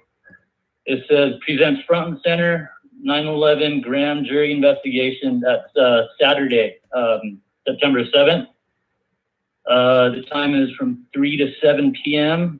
They're having this in New York. I don't know if you checked into that at all. They've been going pretty good for a while. Richard Gage will be there. And this deal is going to be live streamed on No Lies Radio. Very cool. So, yeah. So, I mean, sure, all the big dogs they know about it. Probably most likely set up and rigged. But, this is something that they've been pushing for a long time. I mean, it's a full-on, grand jury deal. So, I don't know. That's just need some eyes and some, some speakers on this thing. So, anyways, brother, that's just it. More stuff, but all right, move on. Awesome. Good night, man. Awesome. I appreciate the information. I didn't know about this. Thank you so much. For people who didn't catch the website that he said, if you type in, I just typed in the abbreviated. Once you do it, it goes to a longer. When you type in the abbreviated thing he said, it goes to a website, Lawyers Committee for 9/11 Inquiry.org. I know there was an abbreviated website that he just gave me that I typed in that took me here. But right on the website, it has the place where you can listen to it. And I see that they do have some good speakers. Mark Crispin Miller is going to be there. And I like Mark Crispin Miller. I have a number of his books. I didn't know that he was big on 9/11 truth. He's big on a lot of truth, so it doesn't surprise me. But somehow, some way, I didn't know that he'd ever done anything on 9/11. So I am definitely going to check that out. Let's go out to Boston, Massachusetts. Yeah, well. Hello. Hey, what's going on, Satchel Dubai? Thanks for calling, man. Yeah, not too much, man. No, I'm down here in Texas. I just haven't changed my number. But a few callers ago, there's actually a lot of things that I do want to talk about, but I'll keep it short. A few callers ago, he was talking about how the stock market crashed and stuff like that. And when it might officially go into a depression. I think it's inevitable, but I also think it's staging for another war. It might not be a World War III, but definitely another invasion into the Middle East. And the reason why I think that is because every time something happens as regarding the finances, there's always a big bailout. And who are the biggest finances of war is the banks. And then we have all these, all these comments from Trump talking about the Iran, the oil tankers, how he's been trying to stage up the military, trying to get in 100,000 new troops. So it's just kind of prepping us for a new invasion. And that's really about it. Well, I think you're right on. I mean, thoughts on that? that's what they've done all throughout history. Collapse economies, make people desperate. Next thing you know, they're signing up for the next needless war. Yeah, it's a tired cycle. But yeah, you're right on, man. I see a similar thing coming. So do appreciate you phoning in. Yep. All right. No problem, man. All right. Yeah, have a keep good up the night. Great work. Thank And, you. Yeah, you as well. All right. Take care, man. Yeah, sadly, that's the way it works. That's their system. Let's go out to Colorado. Hey, Zach. How's it going? It's going well, thank you.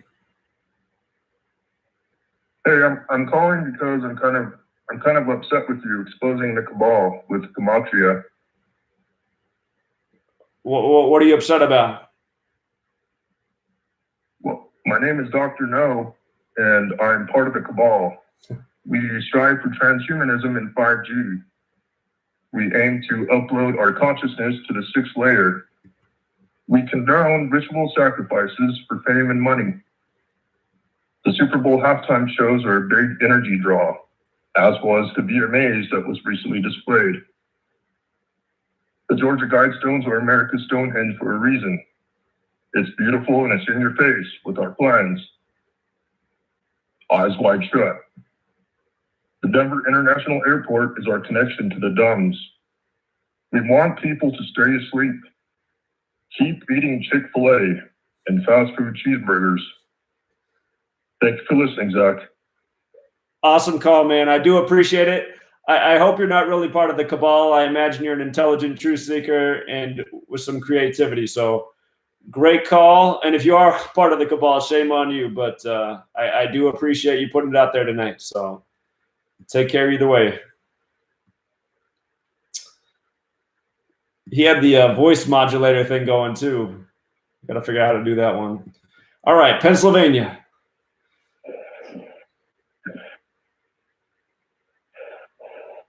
Pennsylvania?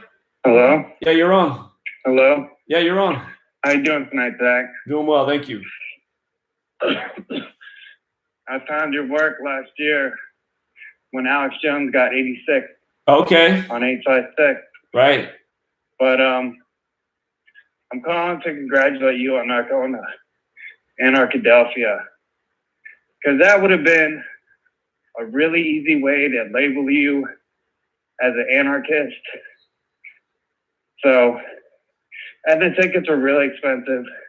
And I watched a Who Is Paul Leach video because he was so fucking weird while he was talking to you. Like, and all the other people he interviewed, he was like looking at them and a part of the conversation. But with you, he just had this dead stare. But in his video, he talked about how he came from upstate New York and he lived around all these Jews and they used to come from New York City, come up to ski and all this shit. And then he went out west for cryptocurrency and was making DMT and all this stuff. And he just didn't seem like the kind of person that somebody like you brings a lot of truth, wants to be associated with. So good call on that. All right. Well, my disappointment in not being there is that I just want to share this knowledge with people and speak and meet in person. So I was looking forward to that. But yeah, perhaps it wasn't the right place. And it does seem that way now. So that's why I just said I need to build this movement and organize events and make the same type of thing happen. But, you know, on better terms. So appreciate you phoning in, man. Yeah. All right. I hope you do that. I think just a lot of people who watch you, watch you for a long time, we just didn't want to see you get hooked up with them because they're just like they give out a weird vibe and anarchists and all that stuff. That's a real easy way to get people to not listen to what you're saying. So thank you, Jack. All right. Have a good rest of the night. I'll let some other people go. All right. Appreciate it. Yep. Take care. Okay, let's see. People are doing a good job of keeping it brief. Let's go out to Hawaii.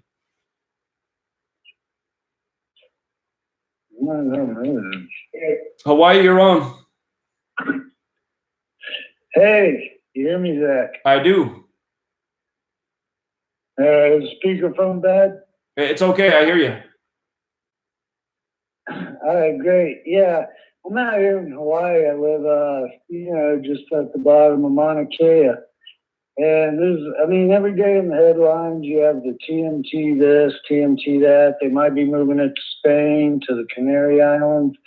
And I know we got right here on Big Island, one of the probably most secretive Army bases, probably that America has, is right here at the bottom of Mauna Kea.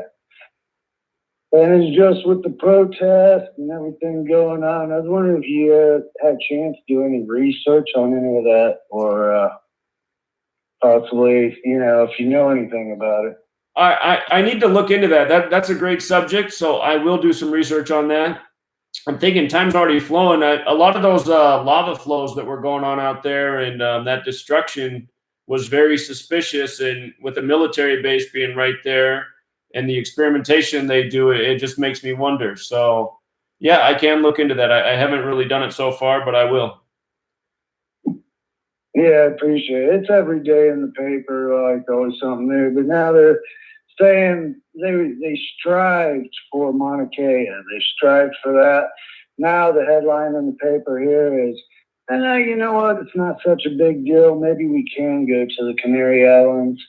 And so they just seem to be like, I don't know, it's a $1.4 billion project. Yeah, that's a big price tag. Kind of, I don't know, the 1.4, what they're investing. Sounds like a pretty extensive project to put to a halt. Sure. Well, I appreciate you bringing that to my attention. I will look into it. So thank you for that. Sure.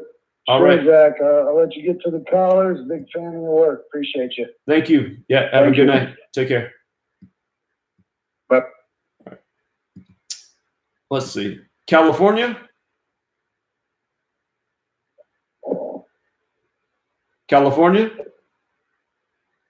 Hey, what's up? Hey, what's up? I don't want to. I want to be brief too, but basically, yeah. So I watched Zeitgeist back in 2008. Got into Alex Jones. Then I found you on Tinfoil Hat and loved it. And then so I binge watched you for a bit, and the Sandy Hook stuff was crazy. I had a question about Sandy Hook. So did you see the football halftime show with the students from Sandy Hook? Super Bowl 48. Yeah. Yeah. So I saw this little video, and it was comparing each kid on the football field to all the kids that supposedly died, and I saw a debunking of that too. But man, that looks so damn convincing. Can I get your thoughts on that? Well, so it is hard to say definitively, like, yeah, but I saw the same video once upon a time, and I thought a lot of those children did look very similar, and it wouldn't surprise me one bit that they would do such a thing. Consider that Super Bowl 48 was the 44th Super Bowl of the modern era, and as we know, shooting equals 44. So I do think that is possible that is what took place there. I mean, that would have just been insane if they had that happen. I mean, that would be unbelievable. But also, I just want to point out that, like, man, the 112 pounds, all the little things, like all the Batman references, like what was up with that? And just like Dr. Carver, I mean, the cherry on top, man, that shit is just unbelievable. So the Batman thing, the Batman thing, you got to go back to the old Batman show, the 33rd episode of the television show of Batman says that Batman's grandfather established Skull and Bones. That's in the 33rd episode of the TV series. And consider that the shooting at Sandy Hook wasn't too far from New Haven, Connecticut, where Yale and Skull and Bones is. So yeah, and another thing, Sandy Hook is like it's like the epitome of a mass shooting. I mean, I remember Chris Matthews on MSNBC, like it stuck with me because he's like, if we can't get gun control after this, how are we ever going to get gun control? And I feel like if it was an inside thing or a hoax or something, they were just trying to go all the way in. I mean, that was their thing. They were trying to bank it on, you know? Indeed. Indeed. All right, caller. Appreciate it, man. Great question. Great observation. Yes, thank you. All right. Yeah. Take care. Have a good night. Okay. Let's go out to South Tahoe. Let me try that again. I don't think it worked. Let's try it one more time. All right. There we go. South Tahoe. Hey, Zach. What's going on, man? What's going on? I'm glad I could talk to you. Number one, I have a few points to make. Number one, you remember that guy in Colorado that called you? The guy who just called a few calls ago? That's part of the New World Order? Yeah. No, well, I mean, the guy that actually, that's really creepy that you bring that up because I thought he was joking, but he literally read off my search history, and I don't want you to judge me for it. I just spent a lot of time on the internet, researching random crap or whatever. Caller, just so you know, we have a minute before the music starts. So just real quick, hit me with your thoughts because the music's going to be playing and we're almost out of show. Well, that guy that sent you death threats in Colorado, somehow he got my number and I was in chat, and there's no possible way my number could have popped up on your screen because it wasn't the day that you were doing the numbers or whatever.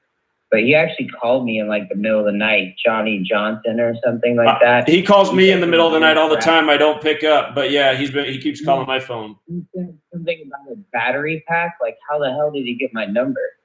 Huh. Yeah. Very weird. And then, and then I believe, like, I was just going to say a few other things. Like, I think we're going to war with Iran. I mean, it's going to be after Trump's presidency. He's obviously got to get elected. 2020, that'd be bad because he said he didn't want wars.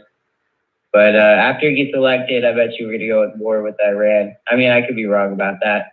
Also, I live in Houston right now, studying aeronautical aviation. And Hurricane Maria was here a few years ago. That was pretty bad. But no, Dorian looks like it's headed towards Florida.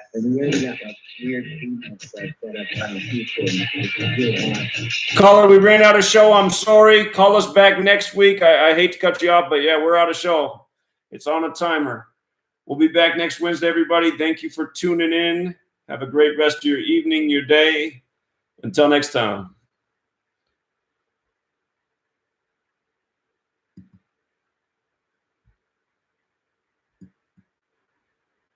All right, but I am still online on the YouTube live stream. That's the end of the TFR show. I'm getting old, you guys. I've been sitting in this chair a lot. I have been really grinding. Not that I'm not always grinding, but I've been like really, really, really grinding for the past week, just trying to keep up on stuff. And a few times I did one of these. My back is hurting, so I just kind of want to chill out. I see we got a caller though. What's up, caller? Yeah, man, it was a pretty good show tonight. I called in. I don't know if when you came to me, I think I might have fell asleep or something back. And I don't know what happened. But I was listening for the most part.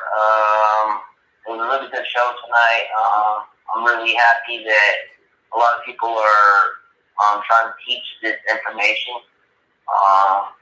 I think that's what we need more of more people trying to teach this stuff to people. So I see that happening. So I'm seeing some good signs from people in this community. Indeed. I think that's important because sometimes when this work can get discouraging at times when people don't listen, and it seems like it's not getting out there, but right now I'm seeing some encouraging signs, and I just want to encourage everybody that's listening and spread this information to stay positive and keep doing what we're doing, and our efforts are making a difference. So I'm going to just point that out. So. Appreciate that. Love the positivity. Yeah, absolutely. Warren, Zach, you take care, man. All right, man. Have a good night. Okay. Yeah, normally I stay on, you guys, but honestly, I just want to not be in the chair. I feel like my back will be fine. I just need to not sit in the chair and type so much and work in front of the computer for a minute. I'll heal up. But yeah, my back's telling me I need to be in a different position right now. So appreciate it, all of you guys, and thank you for listening to the show. And if I missed any of your comments in the chat, I didn't do it on purpose. But excited about the website that's coming. I'm going to keep you guys posted on that. And should be here before long. So have a great rest of your evening or your day, depending on where you are. And so much information in the chat, but gonna save it for later. Until next time, Truth Seeker.